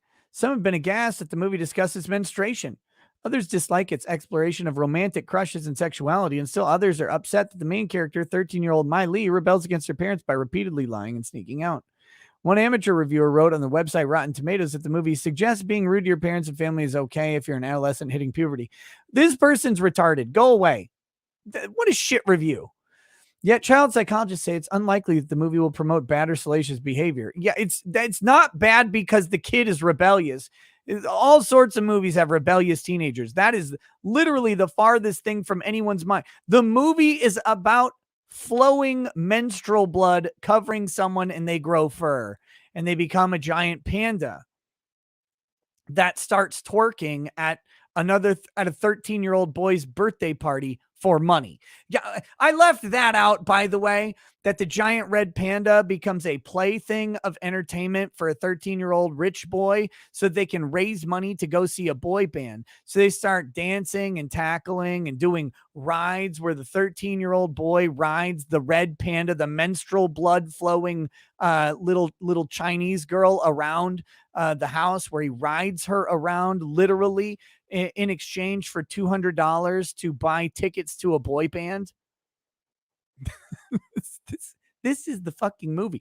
Don't put women in charge of this shit. They cannot be trusted with entertainment. It's too sacred. They cannot do it.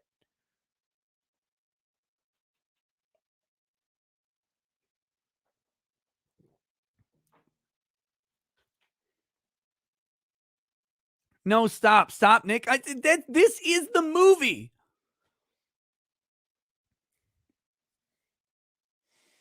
The film provides, quote, a really good representation of adolescent parent relationships and adolescent development. No, only if your mom is a Chinese tiger mom who runs like the little Chinese girl is derided by her classmates as being an overachieving nerd who has to at multiple times abandon her friend to be with her overbearing mom so they can run the Chinese temple in Toronto and teach everybody about the red panda culture that hits Chinese women. I'm not kidding. This is it. It is blatantly ridiculous, but this is not a relatable story to most people because most children do not have Chinese tiger mom, right? Like that is not a thing that most people have. This girl's getting straight A+ on every. The mom looks under the bed at one point and she sees papers and gasps. They're graded tests with a B+ on them. You could, if I made this joke, it would be offensive. But Tiger Mom gasps at the B+ papers. Tiger Mom, the little girl like trying to shove her diary under her bed. Her mom like opens the door and he's like, "Oh, good night, Daniel-san," or whatever. And the little girl's sitting there petrified. She's like, "Don't look down at your notebook. Don't look down. If you don't look down, you just keep looking your mom in the eye. She's not going to know that there's a notebook down there." But she glances down for 1/8 of a second. And the mom's like, "Oh, what is this?" And immediately opens up her notebook because she's an overbearing Chinese tiger mom. But this is a Chinese trope, right? We know that not all Chinese moms are doing this, right? Not every Chinese mom wants their kid to be a doctor. Some are okay if they're just a banker, as long as they make $1 million plus. But not every Chinese has to become a doctor. Some get master's degrees.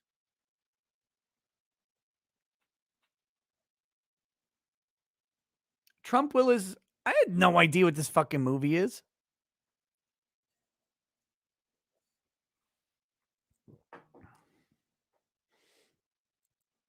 Zypher Warrior says, that's pretty racist. Yeah, well, tell it to them. They did it. We interviewed child and adolescent psychologists, a sex educator, and a handful of parents that understood more about how the parents could use this movie as a jumping off point for constructive family talks. Guide your child through the movie's themes. Listen to how much work this is, by the way. This is what happens when you let women make a movie. A kid's movie. Look at this fucking shit. We talked to to X, Y, and Z about how parents could constructively utilize this movie. Bitch, it's a fucking cartoon. What are you doing? What are we doing here? This is a cartoon. Guide your children through the movie scenes before watching Turning Red with her 5-year-old and 9-year-old. Jenny Wang, a psychologist based in Texas, explained to her kids that they may see scenes depicting situations or experiences they are not familiar with. God, I hope so. Like, I hope my kid is not familiar with what happens in a kid's movie, because a kid's movie is supposed to be fantastical and ridiculous and fun. And my kids aren't allowed to have fun. And that she would be there to help make sense of them. Who lives like this? Tell me, does anybody live like this? Do you seriously? Is there a parent out there who's like, now Timmy and Tina, we're about to watch this movie, and I just got to let you know that in this movie, there may be some things that you're not familiar with, but I am here as your mother to guide you through this. Where were my parents when I'm watching American Werewolf in London? Right? They were not there to guide me through the scenes of American Werewolf in London.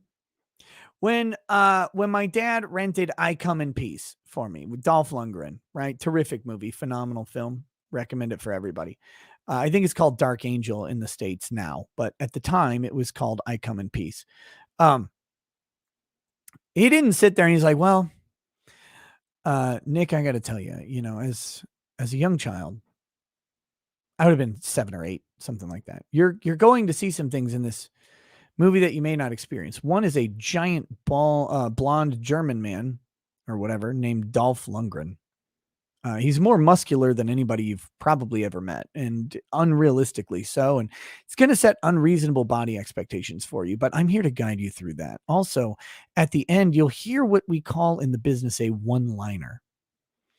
One-liners are often utilized in these movies. They don't really apply so often to real life situations, but in 80s movies like this, they are the cream of the crop, the creme de la creme, the pinnacle of achievement. And this one ends on a real banger, son. And I want you to know that I'm here to help you process and internalize when the alien says, I come in peace.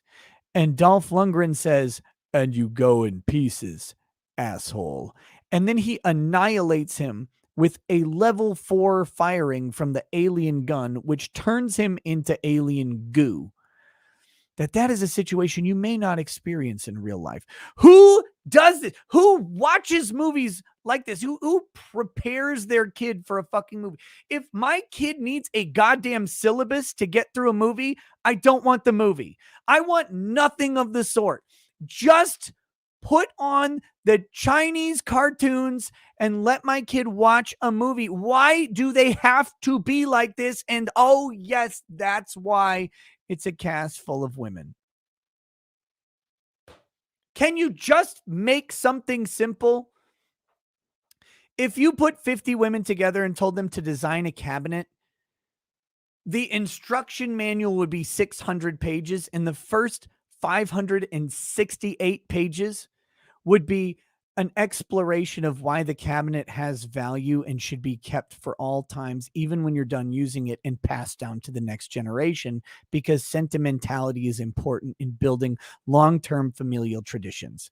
That would be exactly how they would, like IKEA would go out of business printing women-written instruction manuals for their fucking $83 shelving unit.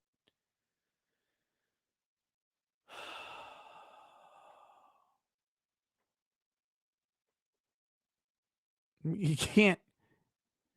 Conversations like this allow our kids to feel confident and empowered to navigate the world, no matter what types of issues may arise. Dr. Wang said, they send the message that there is nothing we can't explore or understand deeper when we work together as a family.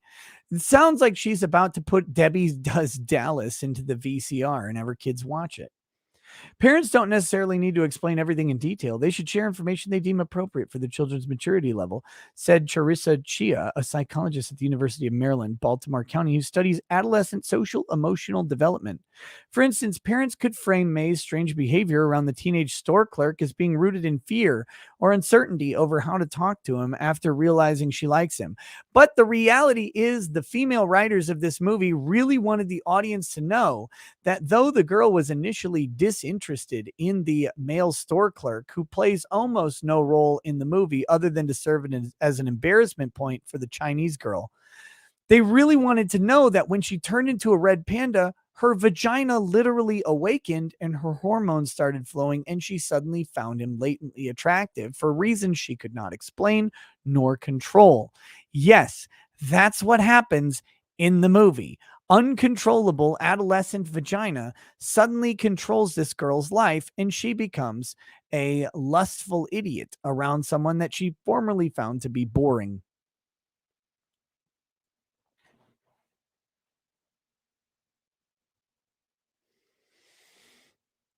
Oh, let's see. For instance, as being rooted in fear or uncertainty, how to talk to him after realizing she likes him. The reality is that our children are exposed to these themes to a certain extent, with or without our control.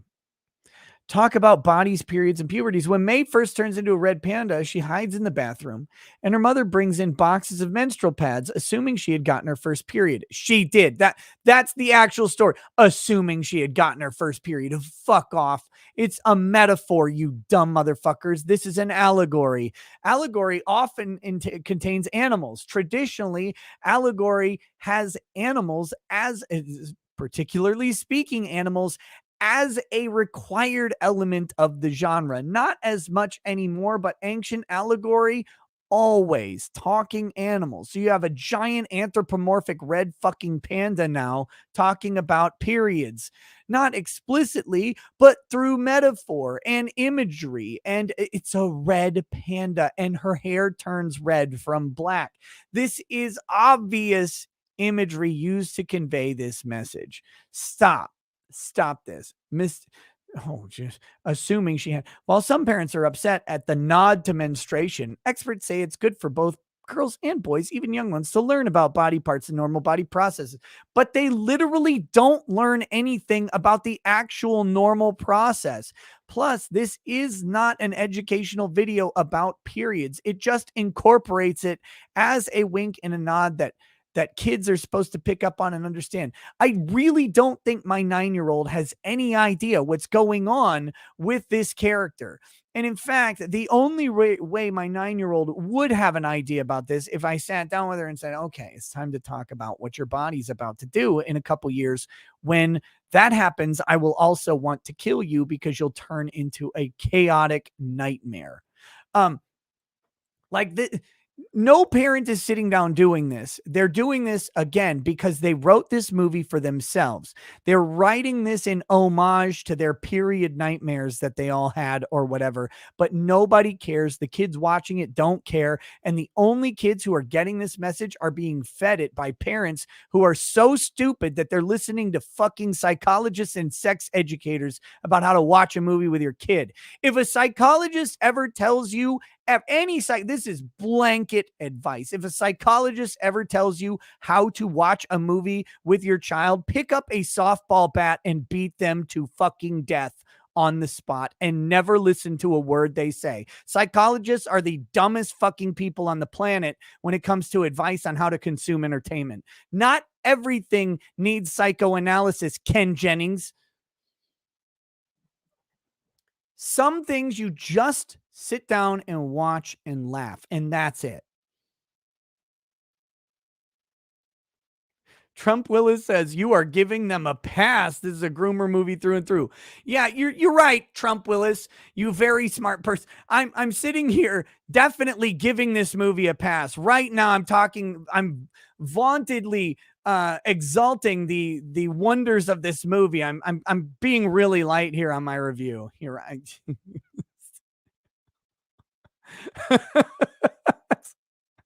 Yeah, you know what? You're right. I've been pulling a lot of punches on this movie.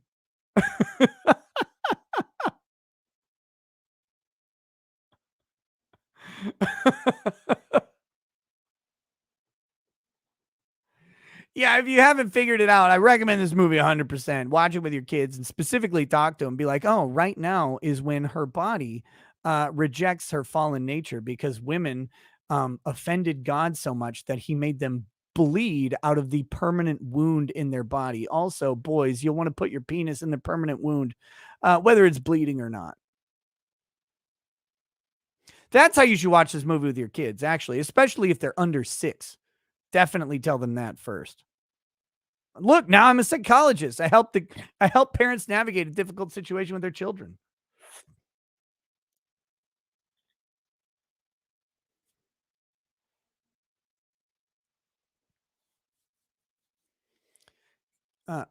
By the way, little Billy, just put a towel down and tell her to stop complaining. There we go.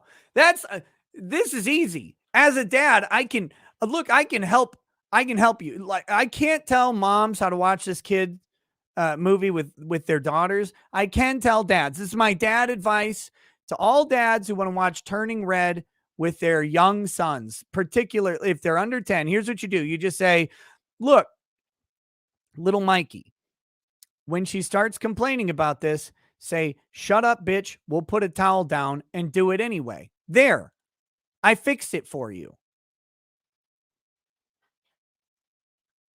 Can I have my PhD now?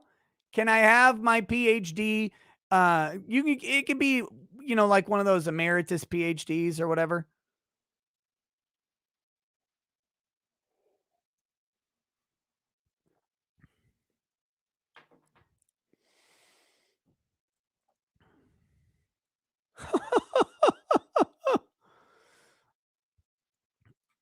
This person here, I can just go ahead and disqualify anything that this person ever says.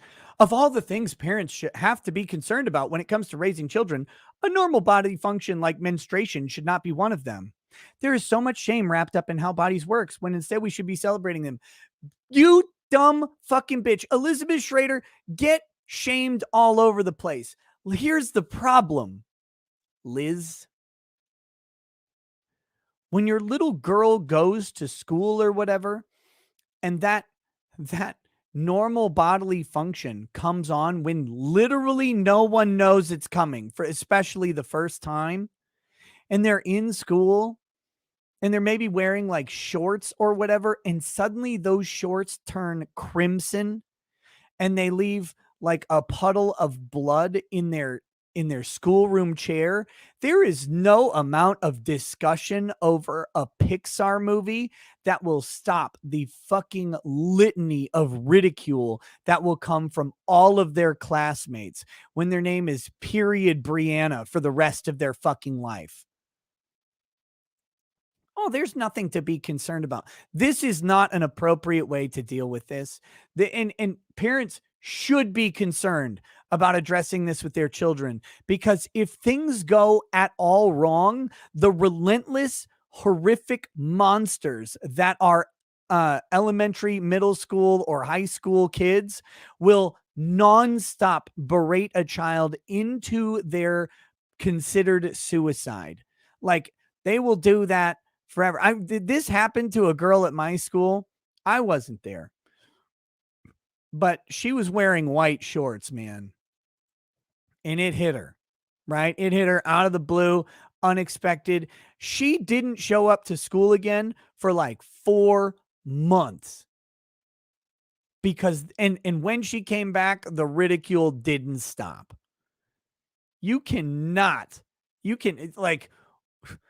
Children are evil. They're pieces of shit. They're monsters that they have not been beaten down by society enough to know like how badly they're hurting their classmates or whatever. You know this if you've been to a public school ever. Children are monsters. Lord of the Flies is the tamest rendition of what would happen, because reality would outdo Lord of the Flies in a moment. That fat kid would have been killed way earlier in the book if it was real.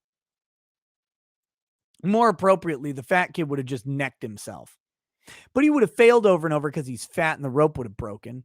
He's also bad at making rope because he's fat and his fingers can't weave properly. And then all the other kids would have come up and just beaten him with sticks and shit in his mouth until he died. Because kids are terrible. Terrible. Oh, parents have nothing to worry about when discussing it. No, they really do. You have to be really delicate about this because, and this is the problem with highly educated people. They forget that children are not highly educated, right? So I've got a PhD in psychology. Let me tell you about children. The children don't have a PhD in psychology. So you cannot actually approach these problems in this way. They have a PhD in having their feelings fucking hurt and having it scar them literally for life, because everything that happens to you negatively as a child is a trauma that will manifest as an adult. Like, they get your French fry order wrong, you may never order French fries again. That's how broken kids' brains are. Because they're not used to it. They're protected. They're protected from the world until something goes wrong, and then they're not protected anymore. And a big thing to go wrong is having a missed time period for little girls.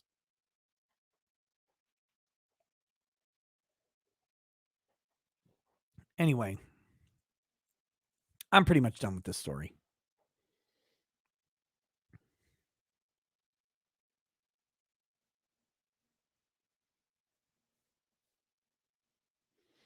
Ghost of Aces says, my little sister had this happen with white pants on, and it was so traumatizing, and she was so bullied so badly from the age of 12 till after high school for it that she became a trans. Yeah, Ken, they can be really resilient with trauma, but that doesn't mean that the trauma isn't there. I still can't eat Jell-O, motherfucker, and you can't fix me. Memphis, like, I can't do Jell-O shots either. I'm deprived of all of this stuff. Memphis says, funny you mentioned the first period. That happened to me in 7th grade, and my mom refused to pick me up. I had to go the entire day with bloody underwear and khaki uniform pants. Next day, the rumor was that I had pooped myself. Yeah, because the blood turns brown, right? I am Flag. Oh, Randall Flag, is that you? What could possibly go wrong with the first period happening in school? I've got to head out. I've got to watch Carrie. Gabby says, my hubs is a graphic designer and will watch these movies for the tech stuff. I'm going to recommend this movie and listen from my office as he watches it. It will be glorious. Oh, that's funny. That's a good prank. You should definitely do that, Gabby. I fully endorse that behavior. Next, we've got Maddie Ice says, Ari Gaetz asking about technical but relevant things FBI would be compelled to address, like, were there any encryption keys, signs of compromise? Some effort could have helped him instead of his tombstone face waffling. But then he wouldn't be Matt Gaetz. Maddie Ice, you got to understand, grifters going to grift, but they're going to do it low effort. Why do you think I do a live show? They're going to do it. I understand the Matt Gaetz animal, right? He's going to get his talking points in. He knows they're going to be run with on Twitter, and it's going to be great. He doesn't have to try that hard. What you're talking about is actual effort. But to Matt Gaetz' credit, he also knows that literally nothing will happen from his questioning at all. So you got to balance out like how much I'm going to get my talking point in. I'm going to get my poll boost. I'm going to excite the base, and they're going to be riled up. But I also know literally nothing will change. So like, do I really want to put a lot of effort into what amounts to a joke at a comedy club? The comedy club just happens to be Congress. Nah, he's not going to do too much for it. It's an easy crowd. He's going to pound that out. He's going to tell a bunch of jokes like who's that guy, Jim Gaffigan, right? He's going to hot pocket or whatever. He's going to say hot pocket 68 times during every meeting, and everybody's going to go, hot pockets. They're fucking warm. They're fucking gross. They're weird. They go from a freezer to lava in 38 seconds. If you put them in the microwave, you're taking your life in your own hands. Oh, that's very funny, Jim Gaffigan. Tell me again about how many kids you have climbing over your face while you shove them full of fucking hot pockets. You're so fucking funny to the average conservative family. Everyone can relate because you have kids and you eat hot pockets. You're fat and pasty just like me, you piece of shit. Fuck you, Jim Gaffigan. I hate you. I hope you die.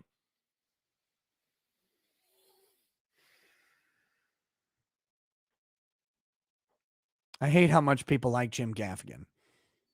Okay? I really, really don't like how much people like Jim Gaffigan.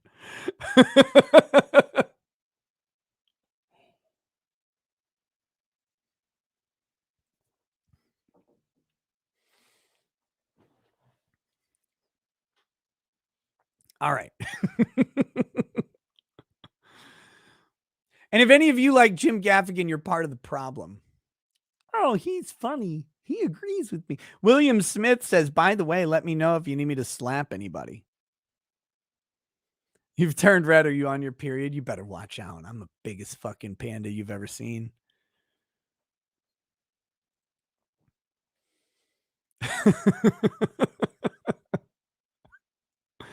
William Smith, yeah, I need you to slap Jim Gaffigan.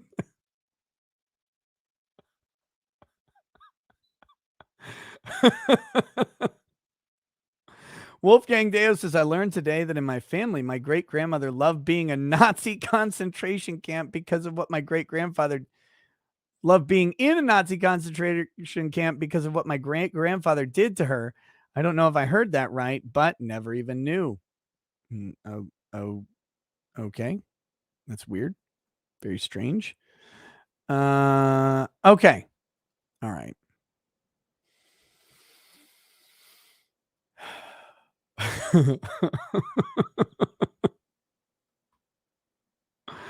Woo! Okay, we're going for it tonight, I guess. I guess we're going for shit tonight. All right, let's so this is an interesting thing that happened. We're on to the Ralph subject now. So if you're uninterested in the Ralph subject, I apologize. But I am, after all, a Shaffer lawyer.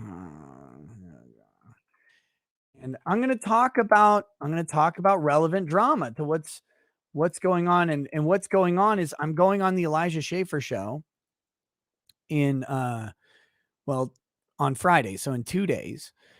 And Ralph was supposed to be there, but Ralph did what we in the biz call the bitch up.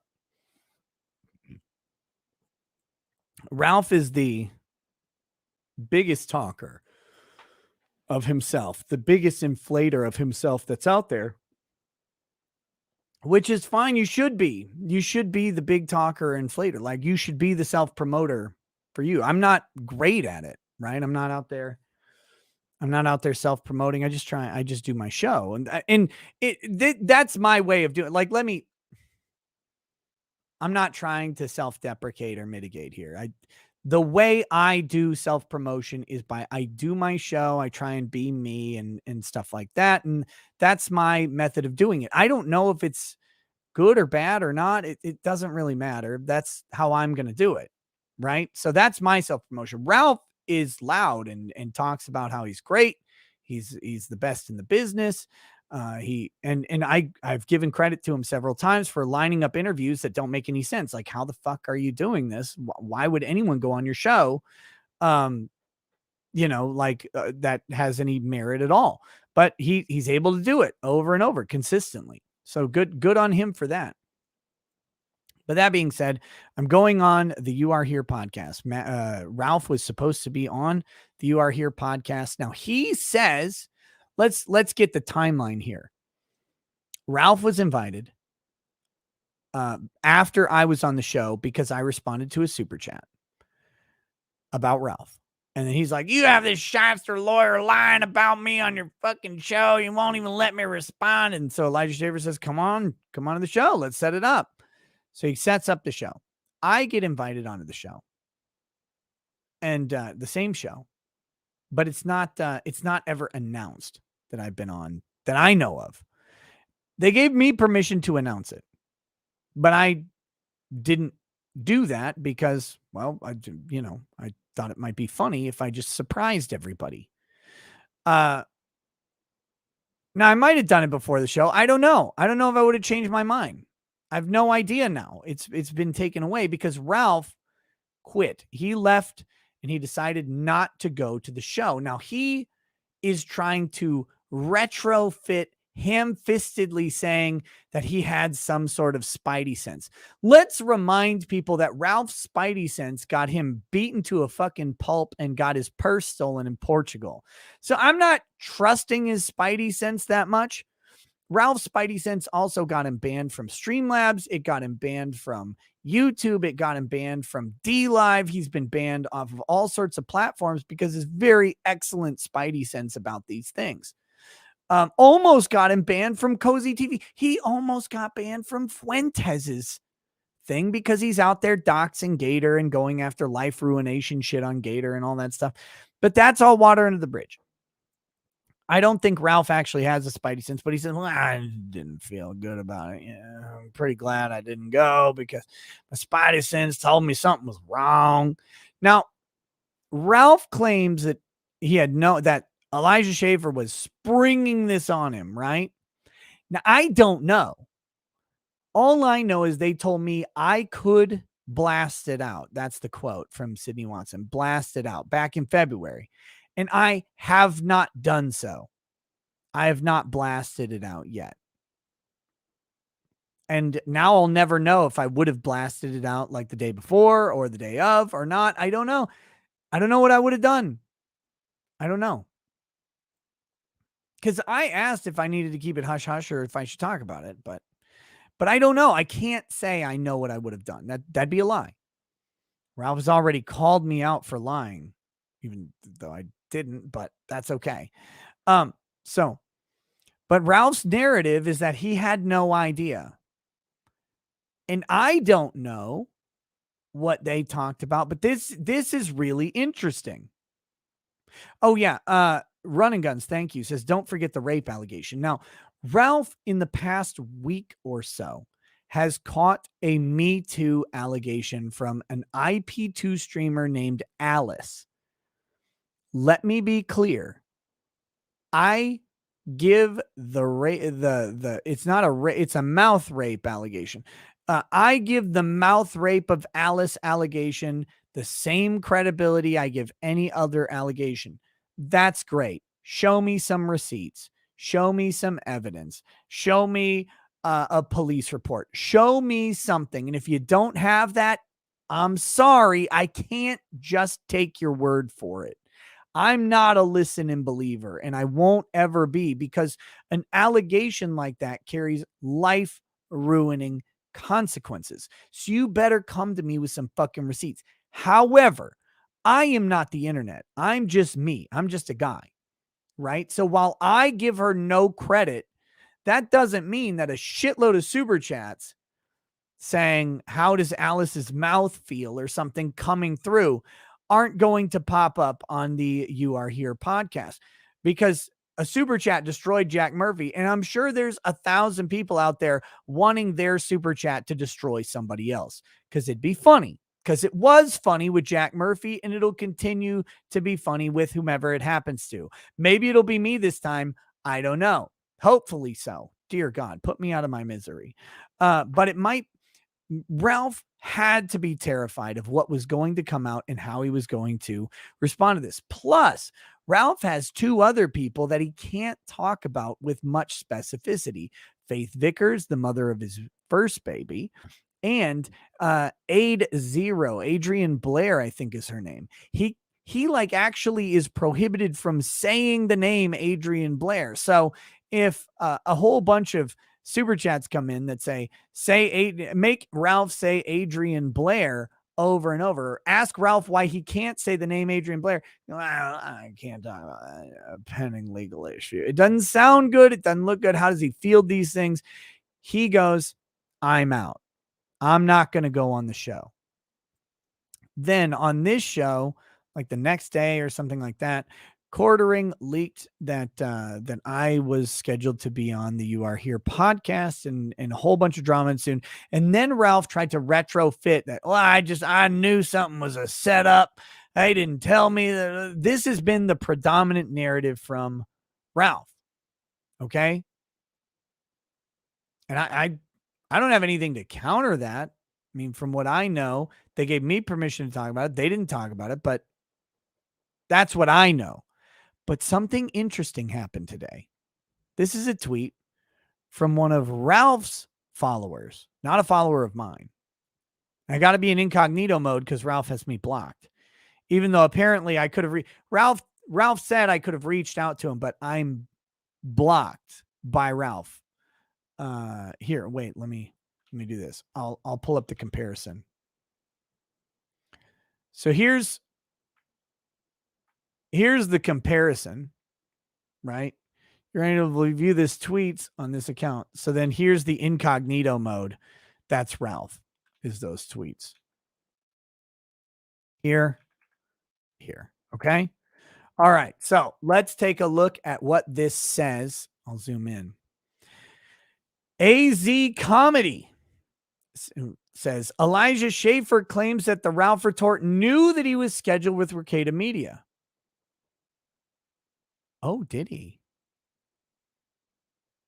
Oh, wait. So Elijah claims Ralph knew?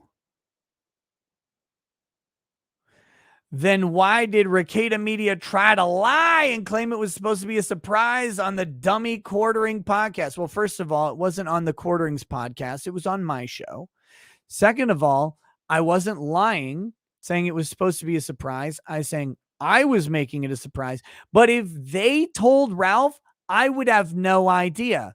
That would actually make sense because they told me, or Sydney told me, as I showed yesterday, that I was free to blast it out as far back as February 21st.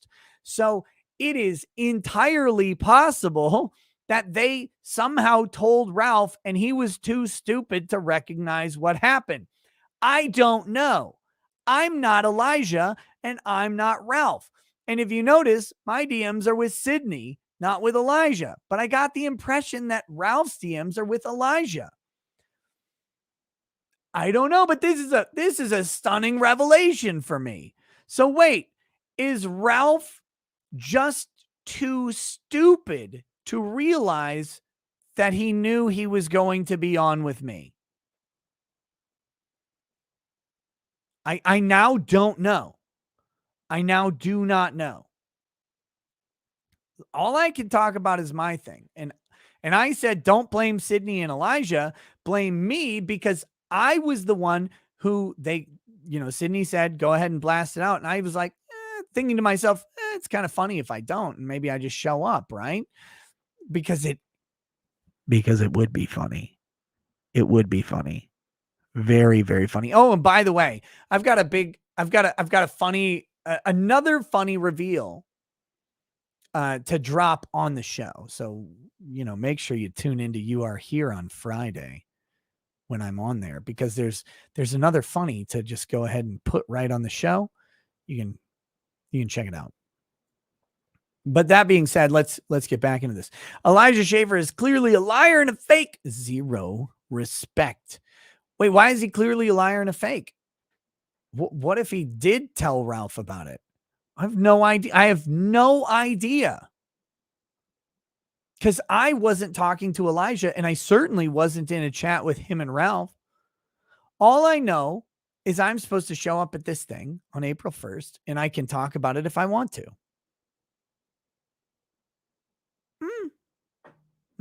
Okay, here we go.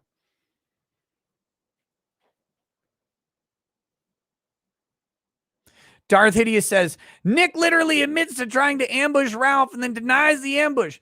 No, I never denied I said I wasn't going to talk about it because I thought it would be funny. I have no idea what Sydney or Elijah said to Ralph. Zero. Not denying anything. I absolutely 100% was going to not. Well, no, I can't say that, actually. I have no idea if I would have announced it or not. Don't think I was planning on announcing it until at least Friday, if at all, because you kind of want to promote the show you're going on. But I thought it would be funny and be explosive and exciting if I just showed up at the show. Because, yeah, that'd be great. I thought that's good TV. Even Ralph agrees that's good TV, by the way. He said that's good entertainment. I'm not going to lie, that's good entertainment. Of course it's good entertainment. I'm not walking that back at all. I told you to blame me. You can't say I'm being inconsistent when I'm being consistent. I don't know what Elijah or Sydney have said to Ralph. I'm not privy to their conversations. And if Elijah is claiming that Ralph knew, maybe he did. I don't know. So anyway, let's go on though. Let's see what happens in the thread. This is very important. Did I buy the purse off eBay to give it back to Ralph? No, I wasn't going to buy shit from a Portuguese eBay. I trust the Portuguese less than I trust Greeks. I actually trust Greeks just fine, so it's not really that far. I don't trust foreign eBay unless it's for Warhammer books. That's it.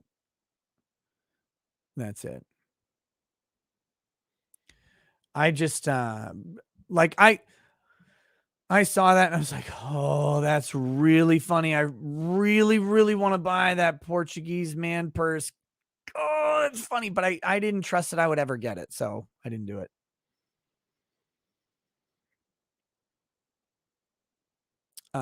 So here we go. Jay Putin says, I've been offline the past few hours. Was this said in a stream somewhere? Is there a clip available? Ethan Ralph says, I just watched it. He said it was my fault for not keeping up. Lamau, as if it's the guest job to keep up with the booking of the show. He knows what he had planned. It's blatantly obvious. Wait. So apparently if you kept up, you would know? So it was public then? So is Ralph here admitting to, like, what? I don't know. I didn't watch the show. I didn't watch Elijah. I don't know if he talked about it on You Are Here. I have no idea what this is from. And these people are so bad. They don't put what it's from. Was it? I just watched it. Fuck. I wish I knew what it was. I would play it on screen. I don't know what it is. If anybody's aware of this, send me the clip. Let me know. Okay, so anyway, I just watched it. Said my fault for not keeping up. As if it's a guest job to keep up with the booking of the show. He knows what he planned. It's blatantly obvious. It's not just that. He is clearly aligned with gay ass Ricada. Oh, we are aligned, baby. Oh yeah. Unfortunately, I've watched his shows. He's never said anything about this. Fuck this gay fake Christian grifter. Careful, AZ Comedy. Ralph might think you're talking about him.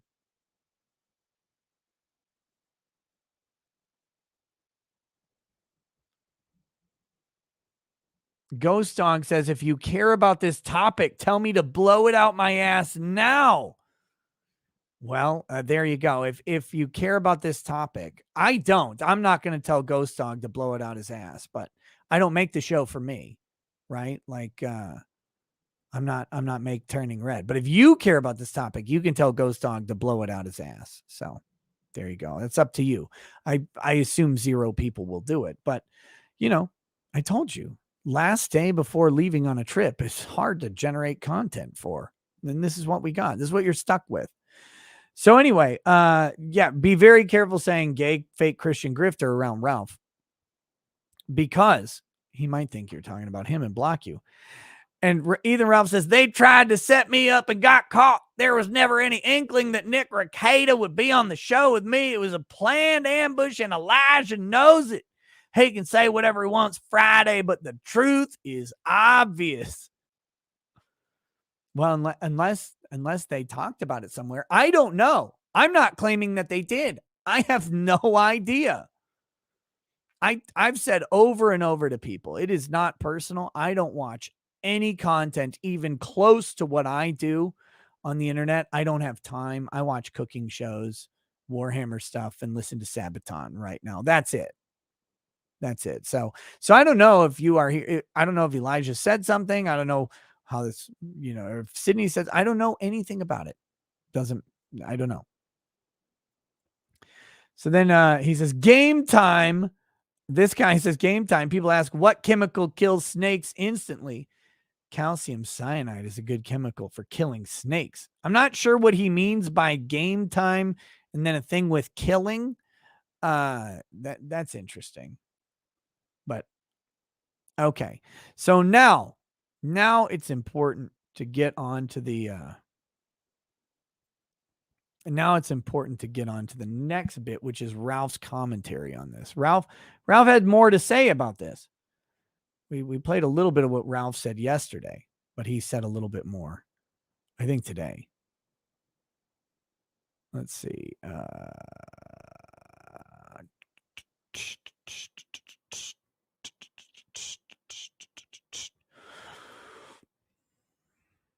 Well, first we got to get this very important one.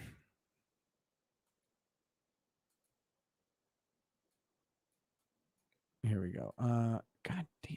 Can I?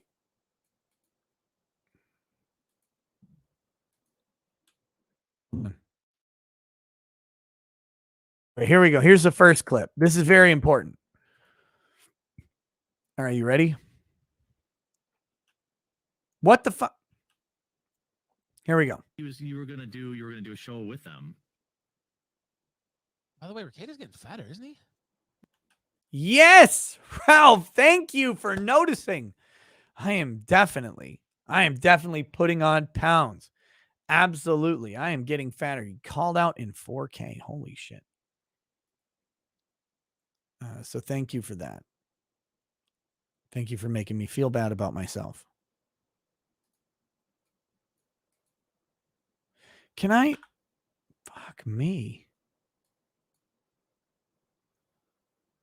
Why is it like this?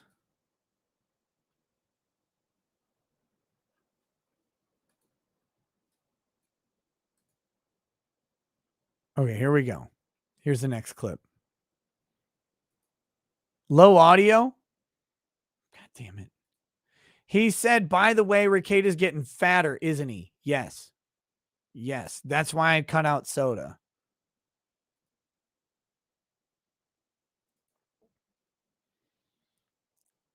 Okay, here we go. This is a longer clip. That was just a fun clip.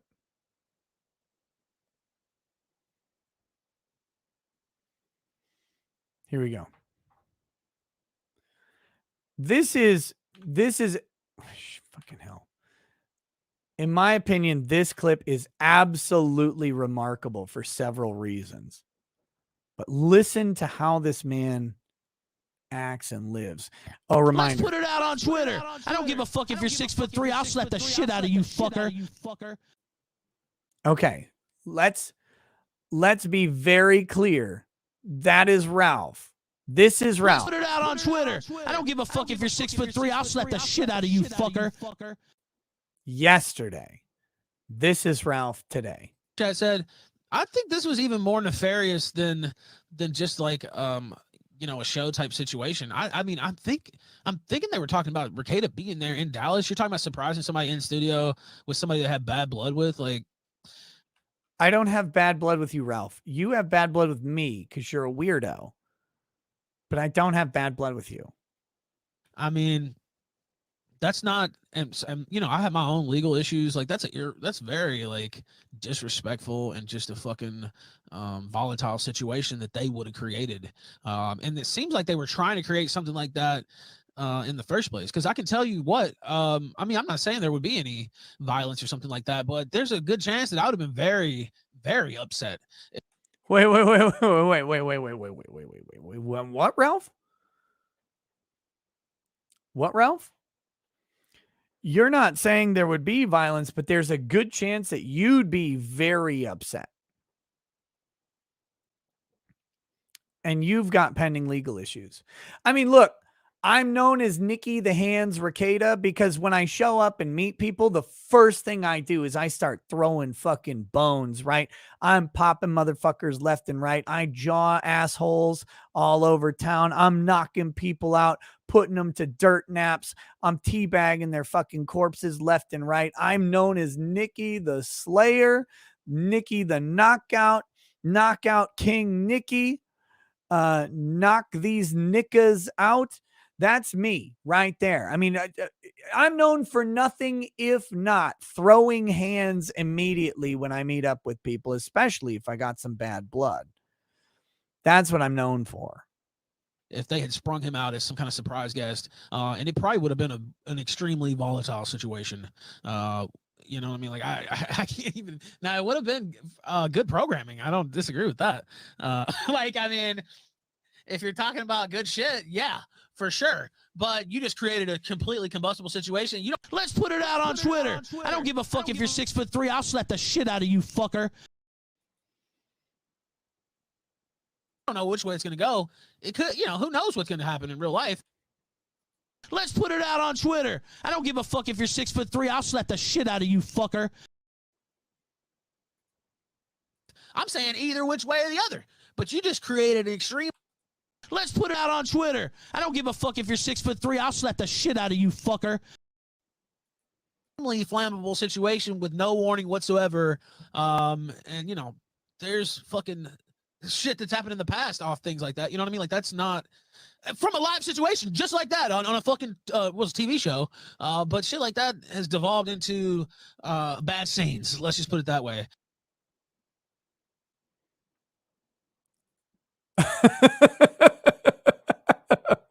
Let's put it out on Twitter. I don't give a fuck if you're 6'3". I'll slap the shit out of you, fucker. Oh, okay, Ralph. Yeah, it's a very volatile situation. I mean, they're out there creating a very volatile situation. I mean, you got bad blood. Ralph, you need to calm the fuck down. Your wigger is showing.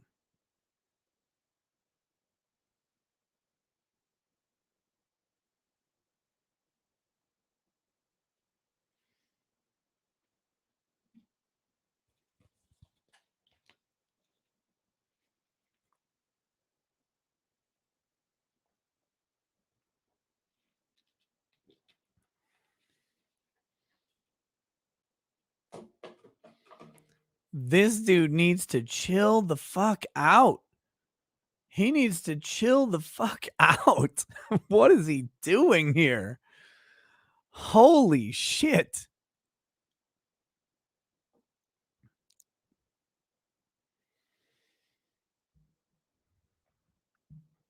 This guy, like, look, Ralph needs to rein it in. I don't know how he does it. I don't know how he's supposed to do it. I've said this before. Ralph has a problem because he is not allowed to hit the fucking concrete and bounce. He is in this slow RFK death spiral, right? Just, was it RFK? I think he's the one who died in the airplane. Anyway, just circling and circling, and eventually he's going to circle into the ground because it's overcast out there and he can't see the horizon. He can't tell because if you're at just the right level of turn, you feel like your plane is Your plane is banking and you're turning. Down to you is relative to the plane, not the ground. And you don't feel the tug this way because of the exact JFK Jr. Thank you. Yeah, RFK was shot. Fuck that guy. JFK Jr. He got in what's called a death spiral. So normally when you're in a plane, you feel the gravity of the earth pulling you down, but there is a certain speed and turning angle that will make the natural force, right? The natural force of the plane, if you're in physics, pushing up on your feet equal to roughly 9.8 or 9.81 meters per second squared, which is the gravitational force that you would feel on the ground, except it'll be at like a 30 or 45 degree angle. And it's part of what's called the death spiral. It's when your instrumentation fails and it's overcast outside and you get into a banked turn where down becomes relative to the plane instead of relative to the earth due to the forces that are exerted on your body. And so you don't realize that you're in a turn. You can't see, you can't tell until you hit the fucking dirt and your plane crashes. That's what happens. That's where Ralph is. He can't see it. He's because if you just fall off a cliff, you know, you're like, oh, fuck me. I'm falling off a cliff and I'm going to hit the ground and probably die. But if I survive, I'm going to probably not fall off a cliff again. This is what is often referred to in terms of addiction and stuff like that as hitting rock bottom. And if people don't hit rock bottom, they don't recover. If they don't go to rehab, if they don't go to jail, if they don't have significant loss, then their behavior isn't actually punished. Ralph's behavior is never allowed to be fully punished. He can't do it. The internet won't let him be fully punished. The revenge porn stuff, he gets deferred adjudication. He's not going to jail. The Adrian Blair stuff, he's got a restraining order, but he kind of keeps weaseling out of it. He still has viewers despite the fact that he's the biggest fucking hypocrite ever after what he did to Mundane Matt, because Ralph flags probably 50 times more people than Mundane Matt has ever flagged in his life. Ralph does all of the things, but he keeps coasting by. No matter how many times he gets banned, he gets picked up by someone else and propped up. Odyssey gave him $30,000 allegedly to do an Odyssey-based show. And by the way, I'm not begrudging that for him, but if he's not allowed to fail, he can't recover from what he's done. He won't realize that he's burned so many bridges. He won't realize that he's just shucked off so much of his audience because he keeps doing these things to talk about how big, oh, my audience is so big. I'm talking about the simul streams over on YouTube or whatever. But a lot of those people are watching on multiple platforms. You have no metric that shows individual or unique views. You don't have those protections built in. Hell, he thought he had a bunch of viewers on Odyssey. Turned out it was just Andy Worski and PPP trolling him with a bunch of open tabs. And I'm not saying that that's a good thing or at all, but he's consistently not allowed to fully fail. And that means he'll stay in this death spiral of bad behavior forever. And it's a fucking shame because I would like to see Ralph atone and recover.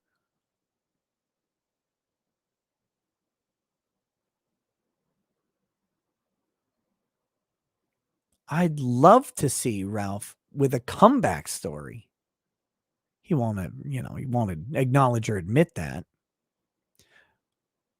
But what Ralph will, this is the biggest problem for Ralph with regards to me.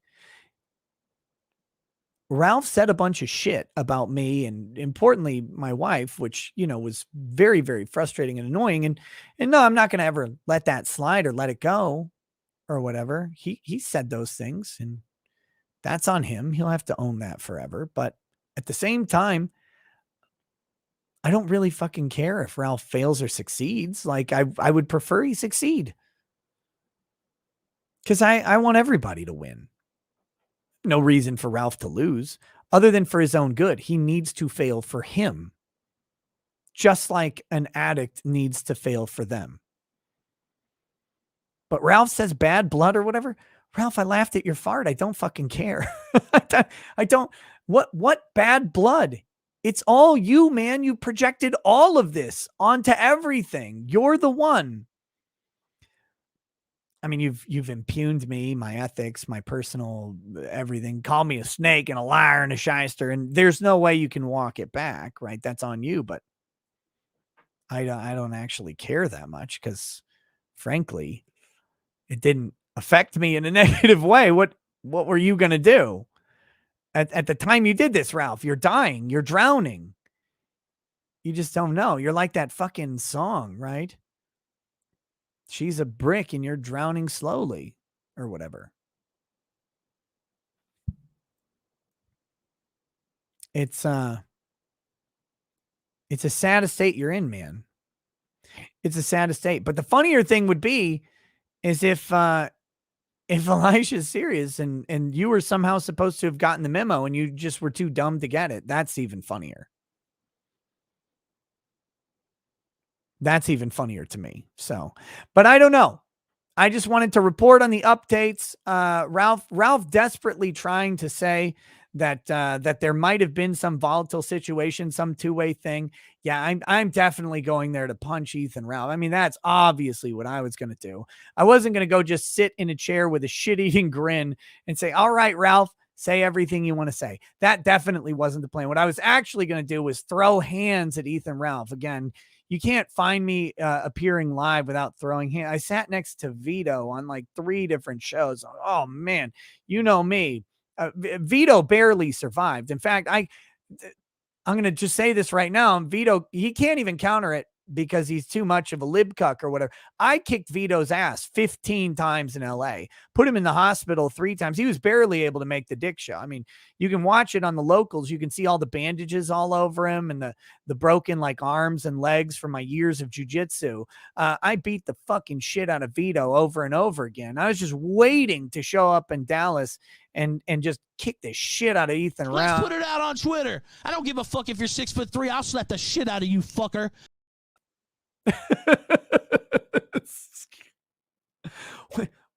Ralph, where was it going to come from, man? Where was it going to come from?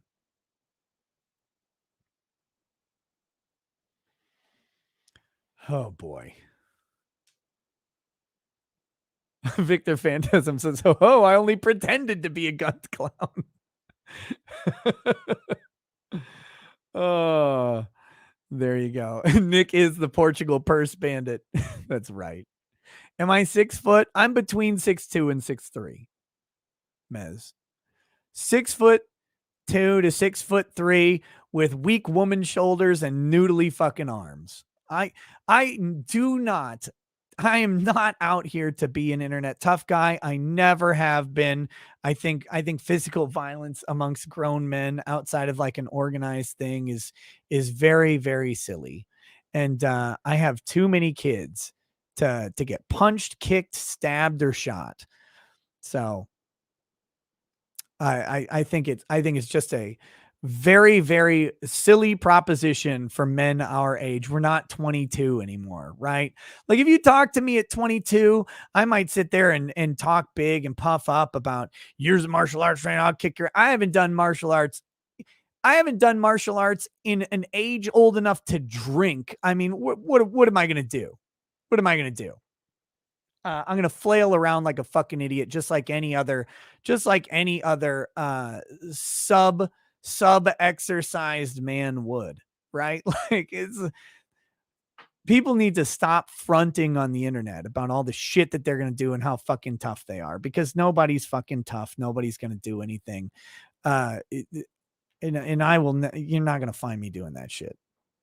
If I was ever going to fight someone, it'd be an organized event. I'd have a bunch of training and shit in advance, and I would live stream the shit out of every second of it and make as much money as possible doing it. That's it. But you're not going to find me getting into a fight in fucking public. Are you kidding? What do I need to do? Go to jail in Dallas? Oh yeah, that's what I want to do. I want to miss my flight home to my kids. Thank you. Yeah, that's high on my agenda. Jesus Christ, these people, the internet people, man, internet people. Like Tonka talked about internet people. Tonka was internet people talking about that fighting game all the time. It's no fighting game. There's no fighting game. We're a bunch of fucking morons with microphones. We're going to pretend microphones amount to speed bag time or something? Fuck off. Mike says, but you're such an alpha. Oh, thank you. Yeah, there you go. Yeah, you can tell I'm an alpha from my bulging boulder shoulders, barely contained by my oversized t-shirts.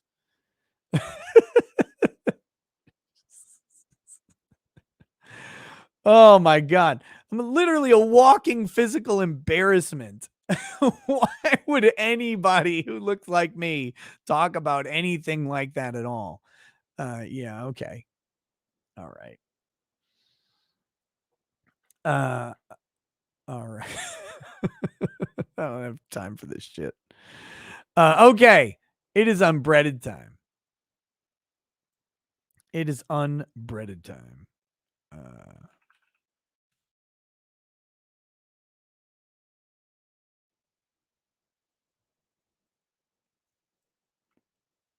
I think we've done good work today, right? We've done the good work. We've done the good work.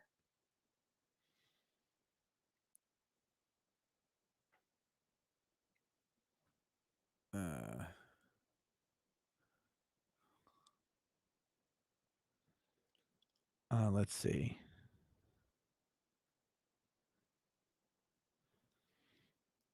And by the way, if you want to see me throw a very noodly punch at Riley, you certainly can. You certainly can. I think I retweeted it on Twitter a couple days ago. Here we go. 533. Oh, this is close. This is close. Oh, yeah. It's not one of the 120 pages.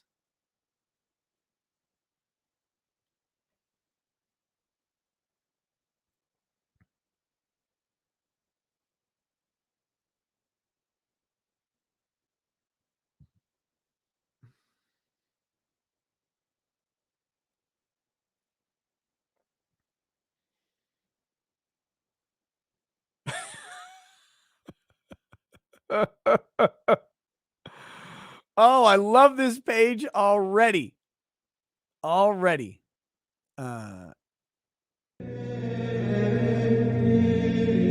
Unbreaded. Page 533 of Unbreaded.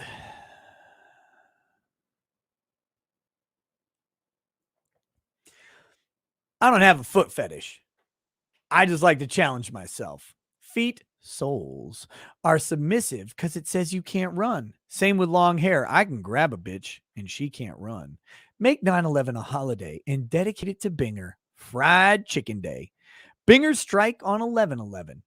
Mia Malkova should have a channel like Princess Leia or Zev Bellringer where she creates her own solo scenes. Scenes, Mia! She is creative enough. Shut the fuck up about chakras and Kundalini or die. Holly is unwell. Goobernaut, drop dead. Cinna, drop dead. Keep in mind it could be worse, even though that doesn't make it better. Why the fuck is Evelyn even here? I mean, why is she even alive? Chandler never tells. I wonder why. Benny is broke and Tommy is aware, not a real. There are no good questions. JFK Trump, JFK Trump, JFK Trump. Remember that song? Ching, ching, chong, ring-a-ding, ching, ching, chong. Leave them gooks ringing. Why put in order in to have trash delivered to you? Kill wave. Death clouds, endless, raining. Don't trust ASMR. They're going to weaponize it. Dover spat in my face and said, back up, monkey. Pushed over off a cliff. I've been searching for 25 years since you killed my baby. Merry Christmas, Patricia. Usher and Timbaland were worse than you think. Thank them for nothing. Grievous. Half Dollar doesn't deserve to sit with Tupac after he sold his own race to Jews for $50. Do Bingers even realize the Pointer Sisters are Ottomans? Germany. Bullseye. Believe it. Ottomans, Turks, Jews, Greeks, thieves, Russians, Thebes, Crete, Mesopotamia, Muslims. I want none of them. I want none of that. I want none of that sand and dirt in my porridge. Kill that Muslim at UNC that made her sit on his lap. I'll never forgive that. You're a race of boy fucking Afghans and you all rape camels. Why do you think I half-ass censure and turn on my walk? Because how I am treated, this book will change the DNA of what is considered intelligent.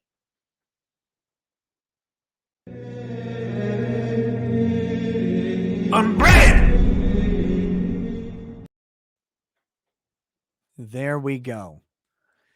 There we go. That is the Daily Unbreaded. For whoever said that was page 532, not 533, we go by the electronic page of the PDF document, not the page printed on the text, because that is what the randomizer is based on. It's based on the 803 electronic pages, not on the page numbers put on the text. So there you go. That's Matthew Harris's Unbreaded for the day. Now we are going to do the super chats. We're going to round out the super chats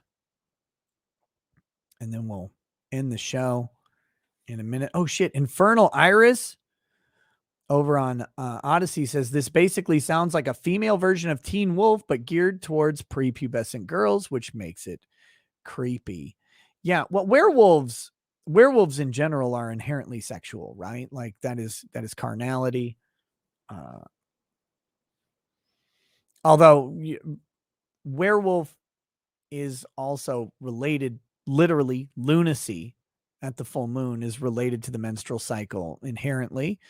But werewolves embody carnality and a lack of inhibition and control. It is werewolves and vampires are very sexual, always have been in literature. They're memes for sexuality. This isn't lycanthropy, right? Like this red panda thing. It's not linked to a moon cycle. It just happens when she's 13. They didn't actually put very much thought into it from what I can tell, but there you go. Okay.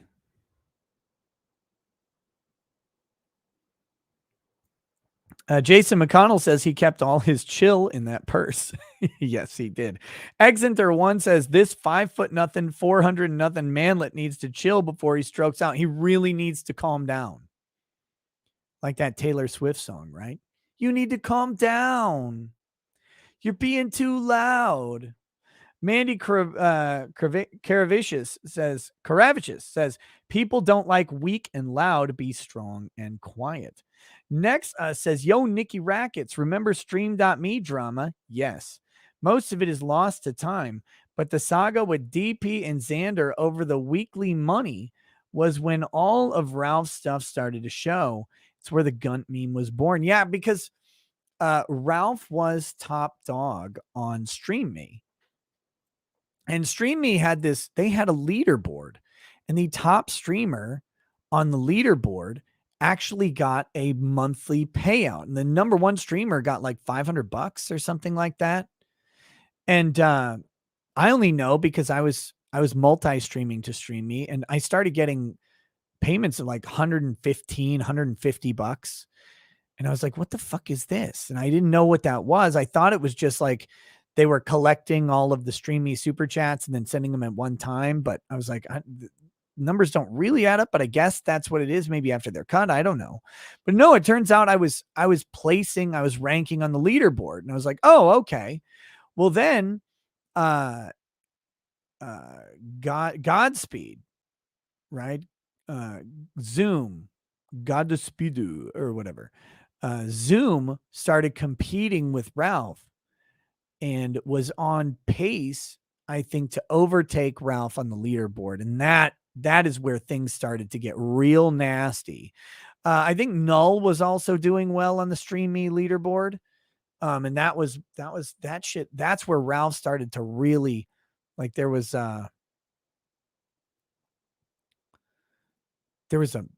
that's where he started to lose it, right? It wasn't that much money. I mean, said like $500 a month, I think, was the top prize, which it's nice to get $500 a month, but in terms of the super chats, you know, these shows were bringing in, like, my main streaming was not Stream Me, so I didn't make a ton of super chats over on Stream Me. But if that was your primary platform and you were on the leaderboard, you were doing way more than $500 a month. So, but it was the prestige. There was a leaderboard. Ralph was on top of it, and it started to be threatened. It didn't look good for him, and he hated that. Yeah, thanks for reminding that. It was wild. That was before it came out. Stream Me, by the way, seemed to have stolen their code from some other website, and they got basically sued out of existence. Skyrim 96 says, I'm late. Is this the same guy who has problems because the Asian Jew took the last breadstick at an Italian restaurant? Yes, that's Matthew Harris. Zoom was a pedo Southern call center for the win. Won't catch me disagreeing on that. Zoom's a fucking weird dude. And yeah, I hope he finds the piece of the grave that he desperately needs. Emor, that's an idiom. Emorsk says, even $1 helps. And then he says, I doubt it. Kyan Rennell says, Gaetz equals pedo grifter. Dude looks like a snake oil salesman / slimy traveling preacher. He should not be taken seriously, and Repub should disown him. I don't know what to believe on Gaetz anymore. All I know is Gaetz' initial response to those allegations was really bad.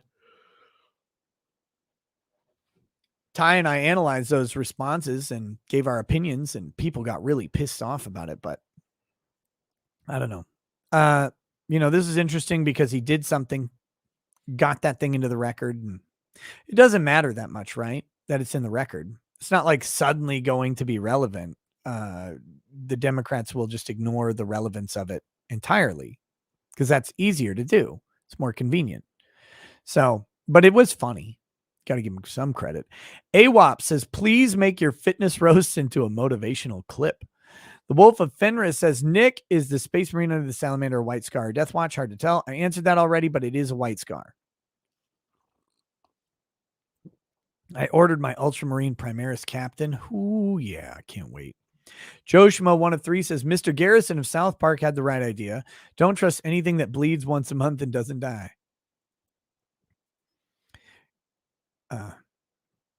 Hey, kids. I don't trust anything that bleeds for 7 days and doesn't die. Kyan Rennell says, when the red tide comes in, surfs up and get the bib ready. Oh, AWAP says, down with Gaffigan enablers. That's right. We're going to take on the Gaffigan industrial complex. Herman Armenia says, there's a novella called Baraska. It's about women's place in society. It may have some good points. That's all I'll say. Maromi says, hi from the Odyssey app. Hey, Maromi, what's up? Yeah, Odyssey got a new app for Android today. I hope it's working well for people. Nipple Salad says, I lost 40 pounds from 2021 to 2022. Victor Phantasm, you going to tune into Medicare tomorrow? I'll probably be on a plane while he's streaming, so I don't know. Hopefully there's an archive of it somewhere. I'm really, really interested for the Chud update this month. I think it'll be great. Do we have Chud buds in the chat? Any Chud buds out there in the chat? Avistical says, if you lose your gallbladder, try retracing your steps and think about where you last had it. That's very good advice. Great US says, what the fuck, Nick? Our inflation is 16% now based on 1980 government standard. Herman Armenia says, Disney, let's make a Chinese-led movie. Also Disney, let's shit over her mom and her traditions. Also, as if multiculturalism has nothing to do with culture and is only skin deep. Fuck this predatory company. It's free bleeding pseudo-moralism. By the way, guys, I don't have a Disney Plus subscription. I use someone else's, so People like if you're like, oh, you're supporting whatever. I'm actually not. So there's that. Owl Larry says with Red Panda, you kind of start to understand witch trials. Infernal Iris read that one. Malik Foxon says, I honestly really wish Ralph wasn't as stupid as he is. Me too. Me too. Great US says, FFS Nick, you lazy bigot. The guy trying to frame Matt Gaetz pled guilty to Fed charges some weeks ago. Man, I don't keep track of this shit. But also but did he plead to Fed charges related to Matt Gaetz? Or was it something else? I have no idea. Azurian says, hear about Netflix cracking down on account sharing. I've heard for a couple years, I'll see an article every now and then that says they're going to, but works for me just fine. Nexus says it was weekly. Oh, it was weekly and it was $600. Oh shit. Okay. That's better. So I guess $2,400 a month. That starts to be some real money. Alex Arizona was the one that made Ralph mad. The video of Ralph singing about Alex's fake dead wife to dust in the wind is on YouTube. You never watched the smaller streams. Classic lore. No, I didn't watch dude, I don't have time to keep up with any of this stuff. I said, I don't watch anything even close to my sector, right? I just don't have time. Don't have time for any of that.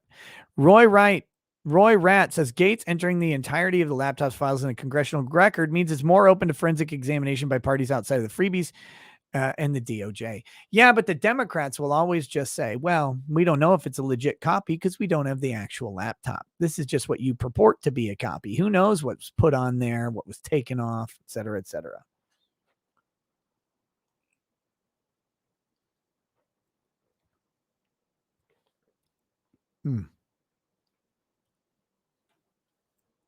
All right, here we go. Automata says Gunt Juice energy drink merch when. That's a good idea. Junebug says just some guy is doing it again, acting woke as heck. If Comic or Lord of the Rings wasn't attacked, he would be another woke tuber. What'd he do now? What did just some guy do now? He's blocked me on Twitter, I think. He unfollowed me. But I think he also may have blocked me on Twitter. I'm not sure. His newest video is blackwashing the good cultural appropriation. That one's so he's making fun of turning white characters black. So that doesn't seem like a problem. I don't know. What's he doing now?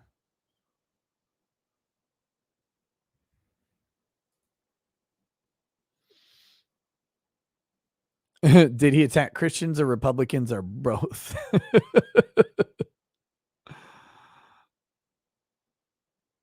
I assume it's on Twitter where he's doing stuff now, but I have no idea.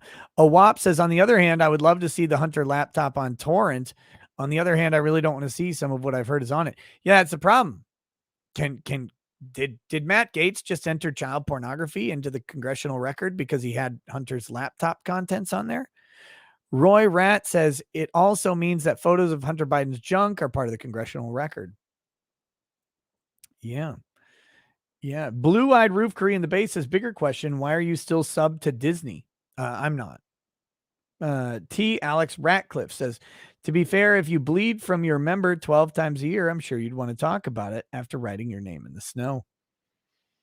It just became grimdark. Like if your dick is bleeding all the time, that's grimdark, right? Potentially Criminal says next Pixar banger turning Ralph. No. Potentially Criminal. You're not allowed to know about Ralph. You're a good man. Cledge Fenrir says heard that Turning Red movie takes place in 2002. Self-insert perhaps. Could be. Wolfgang Deo says break the damn email boomer. Lol wasn't me, I swear. Kyan Rennell says a super chat from my favorite super gay YouTuber. NRB Film says I met a wonderful lady last year and we've recently been talking about marriage. As someone who's been married for 17 years and a lawyer, have any advice on what makes a good long-term marriage work? Yeah, you are the trick. brief summary of what I say every time. Love, marriage, whatever, that their choice and commitment are a choice that you make every day, every single day. And there are days when that is a really easy choice, and there are days when it's really, really hard. And you could choose anything else, right? It's like, but you go to that fucking Applebee's and you buy the same 10-ounce sirloin every single day of your life. Even though you may go in there and you're like, oh man, they have that Asian chicken salad. I bet that's tasty, a little sweet and spicy. Nope.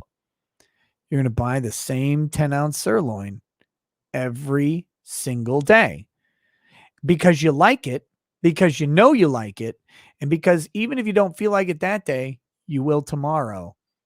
And that Asian chicken salad is going to be a limited time menu item.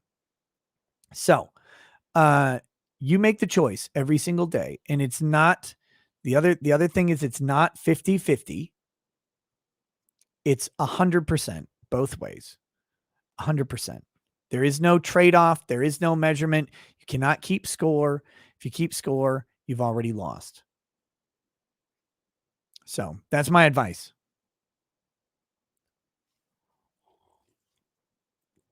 That's my advice. Bad Dragonite says, metal suggestion, Berserk, my brother, extended definitive version. It will increase your testosterone. Me 04120 says, men are better than women, the movie. Wolfgang Deo says, so did I do well? Pretty sure I did. Guess I'll find out later. Real PJ says, why are you drinking out of a plastic cup? Because it's happening with Harper says, Disney is sadly disturbing. Get away from kids, you pervs. No red panda in my house. Why do adults want to breach these topics with our kids? I have no idea. Philip Booty says, can I get a toast for my future deceased wife? I don't know how she will die. I'm sure I will appear to be sad. You missed my chat from yesterday. Philip Booty, to your future dead wife, may she be missed more than your chat from yesterday. Cheers. Squizgar says, Nick, recovering fatty here. Been limiting myself to under 1,500 calories a day for the last 7 months. Down 85 pounds so far. Goal is to be under 450 by July. Damn, you must have been huge, brother. Good progress. Good progress. Keep it going. Please get healthy. Stay fucking alive. Keep your feet. Don't let the diabetes eat those feet. Save those feet for a girl who will eat them like you would destroy a hamburger. Do not let diabetes take those feeties. Keep it going, man. Keep it going. I love to hear that shit. Keep it going. Not applicable says, key to weight loss, walk and do intermittent fasting. Bad Dragonite says, swap to sugar-free tea, Boomer. No, I will not. Starstruck says, sending love, heart. I recently dropped my first song on YouTube called Can't Reach by Starstruck. Would mean a lot if you could react to it. Well, I'll have to, I'll look it up. I'm not going to react to it now.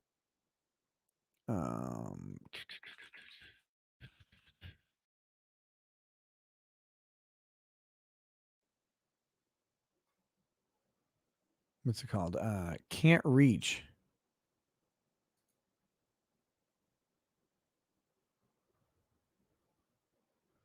This is something different.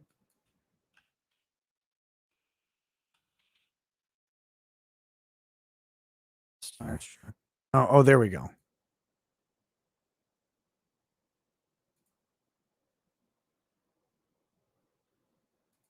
I'll check it out. I'll check it out later. It's got an interesting sound initially, but people can check that out if they want on their own. Next, we've got Bobby Lane says, savage as fuck today. I love the energy, Nick. Also, give a homeless a can of diabetes. Sounds like a perfect campaign. I think I'll start doing that. Emmanuel says, you may be interested in the book Estrogeneration by Anthony J. I lowered sugar consumption, not a strict keto diet, but I already feel much better. Dude, you got like the sugar is in everything.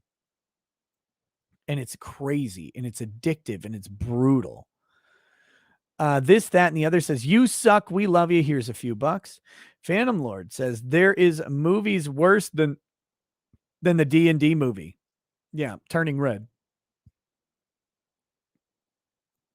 Brett Van Buren says, hey, Nick, sent you an email about law school stuff. Probably got thrown in your spam, or you thought I was a moron. Either way, here's some support. I think I read that one earlier. Not Applicable says, that guy is starving himself, by the way. Don't do that. David A. Hamilton says, what's the ear equivalent of Kegel exercises? I don't know. I guess wiggling your ears, probably. I don't know. Look, my ear holes are far too loose now. Right. They've never met an earbud that they can't take. And, you know, eventually I'm going to get a Magnum earbud and shove that thing in there and just, it's going to play like a virgin on full volume. And I'm just going to quiver.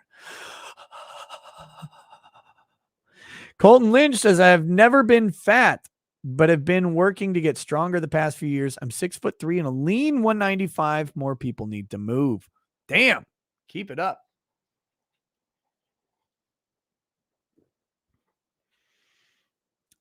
Ian McCarter read that one. Kyan Rennell says, Nick, please say a toast for my gallbladder. To Kyan Rennell's gallbladder. He was fat. It was overworked and it died. May it rest in peace. Okay. So this guy says he sent the link to my Facebook.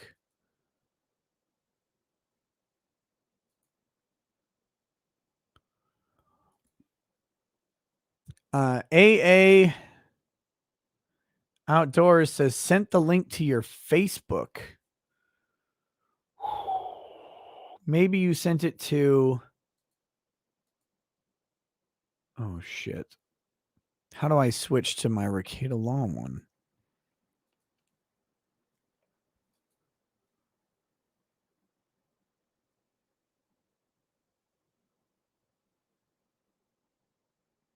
These are all old. Fuck. I hate Facebook with a passion. That's why I suggested sending it to a mod. Not a mod Arbery, by the way. He's dead. See if I can find this real quick. No, I want. Can I switch somehow to my business? I fucking hate how all of this shit works or doesn't work. Here we go. Here we go. Is this it?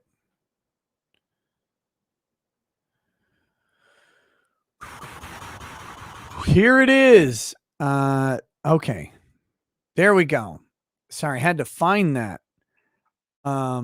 I'll throw this up. Look, if this is AA Outdoors in the chat, he's allegedly battling some cancer.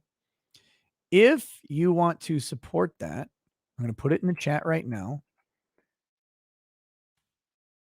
Can I not say, oh, it's, the link is 5 characters too long. Oh, it's because it's from Facebook. Hold on. Here we go. No, I don't want, I want the fucking text.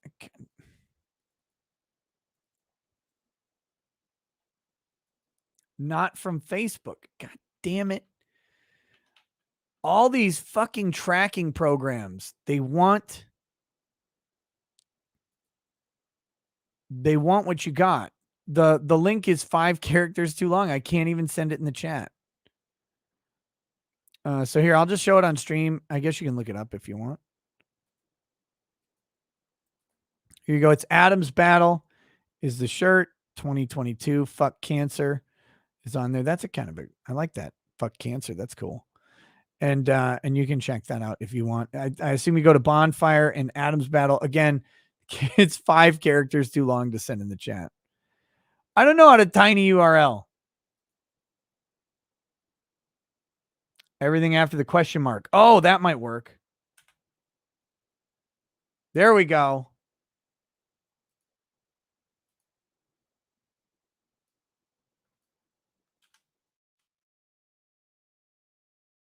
Yeah. Is that working? There it is. Okay. There, I put it in the, we'll do that. Thank you. You internet know-how people. You internet smarts. It's in the chat. If you want to check that out, go ahead. Up to you. I'll take his word for it that he's got some cancer that he's fighting. True and honest Shabbat, a bad pressure, bad calf care says, good luck cutting out Cokes from your life because I'm in the South and all these so-called sodas are Coke. When is Drex coming over again? I don't know because he's not coming over this weekend because I'll be in Texas. Ice Mexican. Read that one. Ponton 21. Nick, I used to be a Mountain Dew addict. I dropped the habit and started drinking Body Armor Edge. Didn't miss it for a day. Body Armor Edge is pretty good. Pretty good stuff. NV says, my advice is start with lifting weights. After a while, you don't want to waste your workout by having a shitty meal.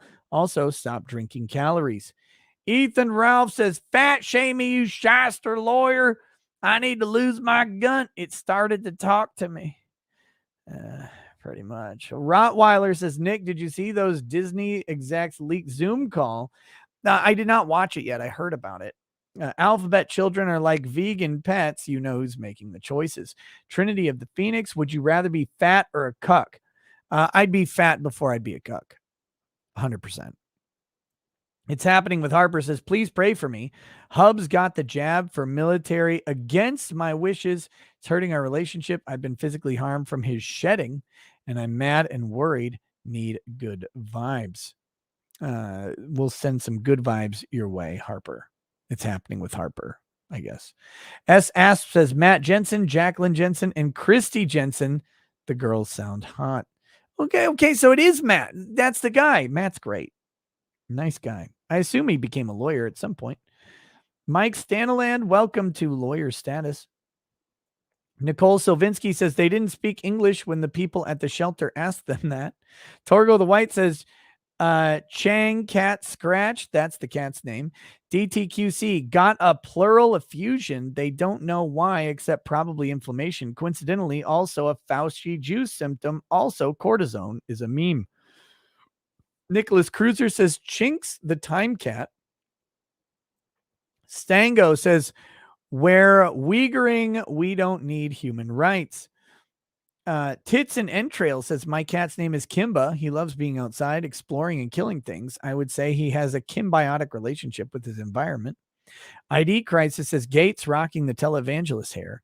Nicholas Cruiser says, it's not a cyber asset, it's a cyber liability, from the Glowy. Wolfgang Deo says, wait, why the hell did she marry me? Rodion Glazkov says, hey man, love the content. Would you have Razor Fist on? Yeah, I love that guy. Had him on a couple times. Would have him on again anytime. Think a conversation with you two would be hilarious and interesting. Go GFS. Oh, God fucking speed. Yeah, had Razor Fist on election day 2.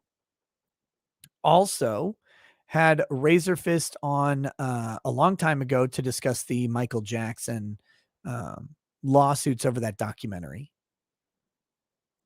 Hold My Beer says, look into a Soda Stream plus Mio flavorings. I hate Soda Stream and I will never, ever waste my fucking counter space with it again. You can like it all you want. I hate it. Help me kick soda. Get a 5-pound CO2 tank, 4 room, a brewery place, plus adapter hose instead of their expensive refill tanks.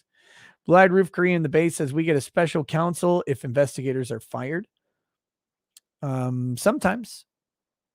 Not always, though. Casey says, I may have missed it, but did you see the Obama daughter contraction? Contraction? I saw that Obama's daughter is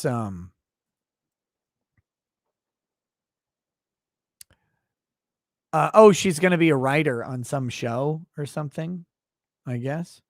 Seal Hunter says, I'd rather watch anime than this. EE Fell says, turning red. Are you sure they aren't talking about their politics? Bass Player 2011. IFY says, I mean, I knew Lasseter had slowly been taking the best workers from Pixar, but damn, he must be going through Pixar like a conqueror, taking and burning everything in sight.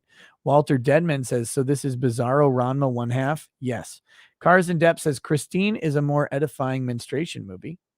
I think you mean Carrie. Christine was the car that murdered people. Eric Winberg says, you and Chris Gore need to EFAP this with Emma Watson. With Emma Watson? Why would Emma Watson join us on the stream? I mean, I'd be down for it, but yeah, I'm hoping to do a stream with Chris Gore at some point soon, because guy seems cool. Friesen says, Nick, you are the reason I don't want to jump off third deck during duty. Hey, cool. Don't jump off third deck, only second. Cars in Depth says, I meant Carrie. Evan S says, Nian King Meowsiker. Ty says, my ex all of a sudden showed up at my house. I was mad. She wasn't welcome, but I saw that I missed a call from her and found out my daughter started her flow. She's going to be 13 this year. I'm mortified. Go watch that King of the Hill episode where he has to help Khan Jr. Because she's over at his house when she gets her first period. That is how every single dad should feel. Feel, same thing.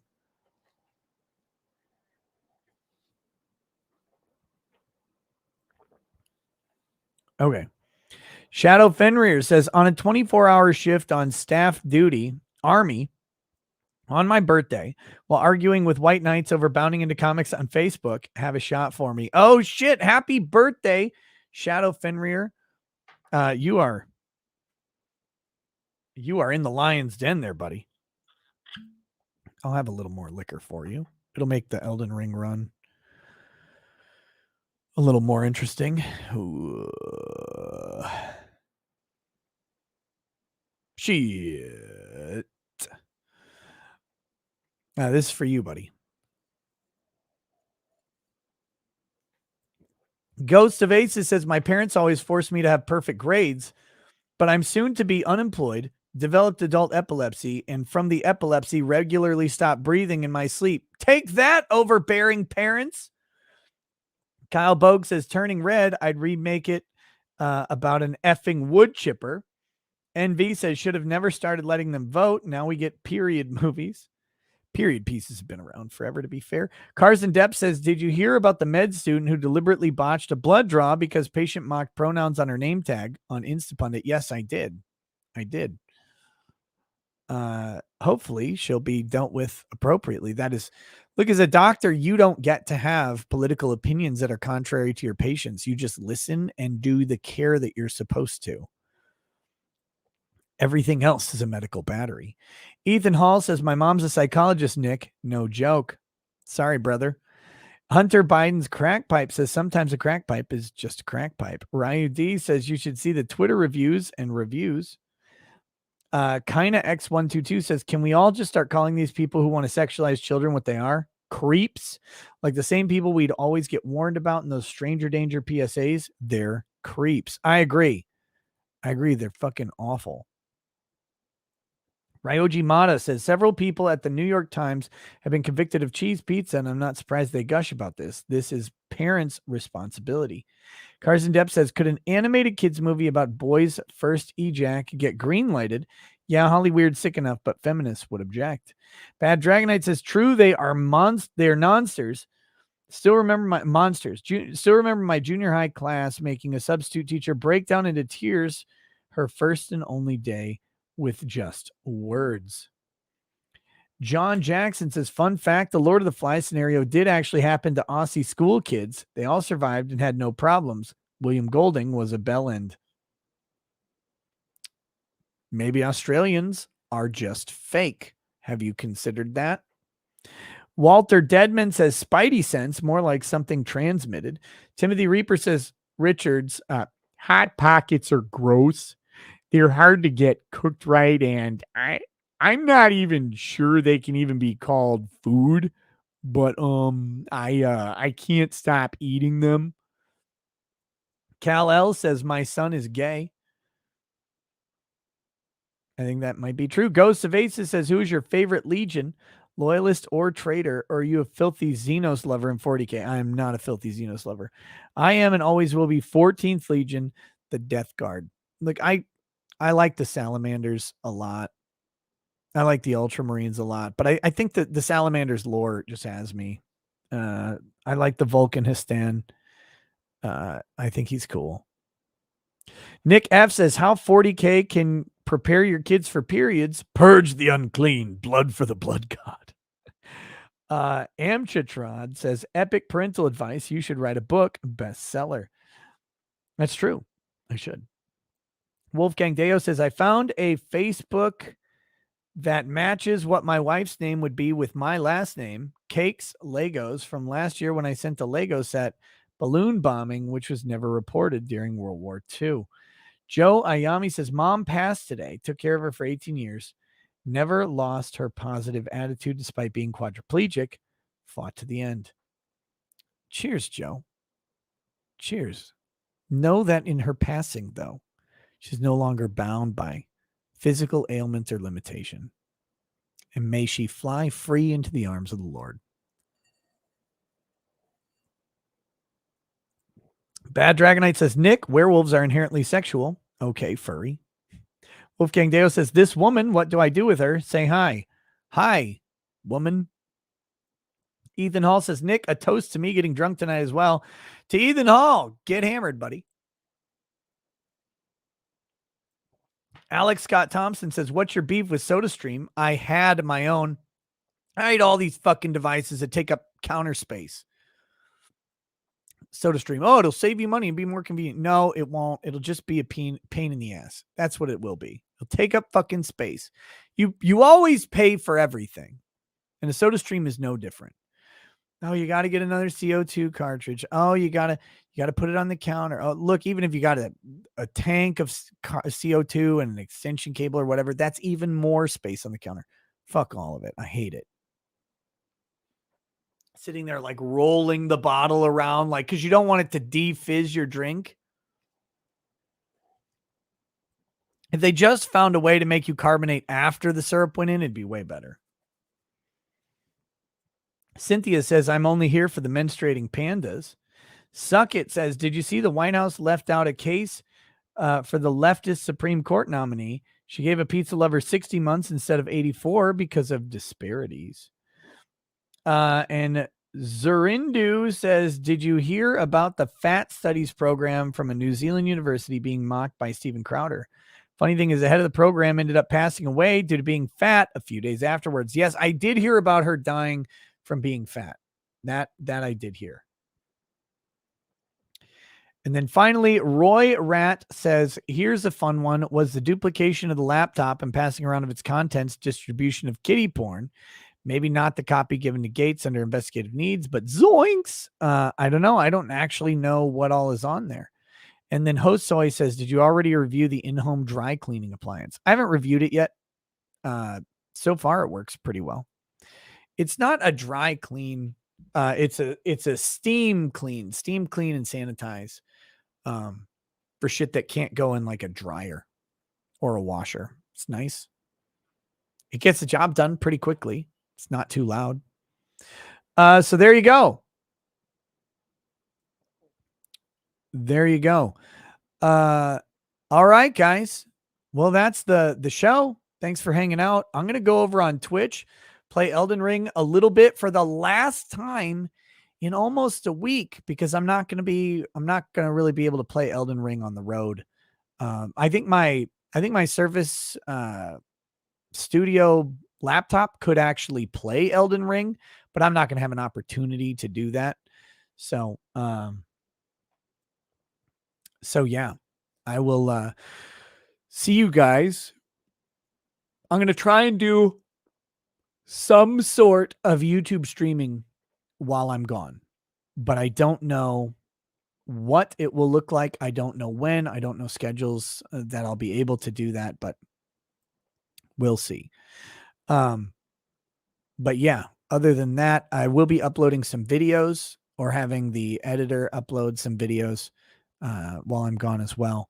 And we'll make sure there's some content out there, and I'll try and unlock some of those archived live streams as well. So there's some long form content to consume. Emphasis on the coom. Ethan Ralph says, my gunt is literally talking. His name is Blob. Nothing moves the blob. All right, guys. I'll see you over on twitch.tv/Recato Law in just a little bit, or I'll see you soon. If nothing else, I'll see you on You Are Here podcast on Friday. All right, guys. Have a good night. Peace. Peace.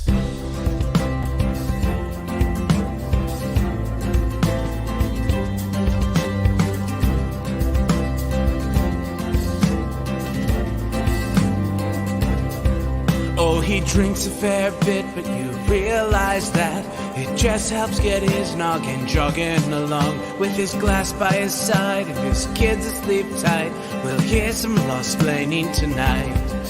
With his microphone muted, we'll laugh at this boomer until he explains it's all part of the plan. Watch his face become redder as he becomes meta, raging at idiots from Twitterland. From the white shores of Maine to the hills of Glenlivet, there's no one who explains the law better than Nick. So pour out a glass for the ones who have passed to make the law what we have now. Oh, his lady is fair, and she handles herself with the grace of one who has borne many children. As the wife of a lawman, she makes sure that he has the time and the place to provide for them there. So pour out an Ardbeg, a Balmore, a Lafroig, the spirits flow as the ones who get unemployed. So pour out a glass for the tea post on Twitter as we hear lost blaming tonight. From the white shores of Nairn to the hills of Glenlivet, there's no one who explains the law better than Nick. So pour out a glass for the ones who have passed to make the law what we have now. Oh, the guests are all plentiful, from Dante to Drexel. They bring their perspective and spice to the mix. But the reason we're here and the one that we cheer is the one who is showcasing us his career.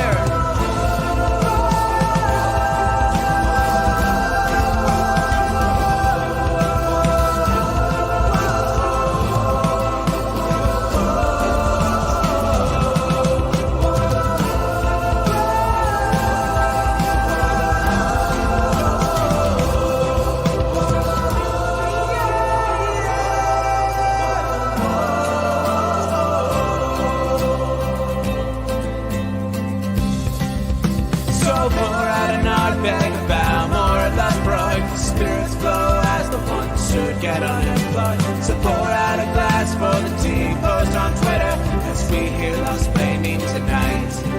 From the white shores of Nairn to the hills of Glenlivet, there's no one who explains the law better than Nick. So pour out a glass for the ones who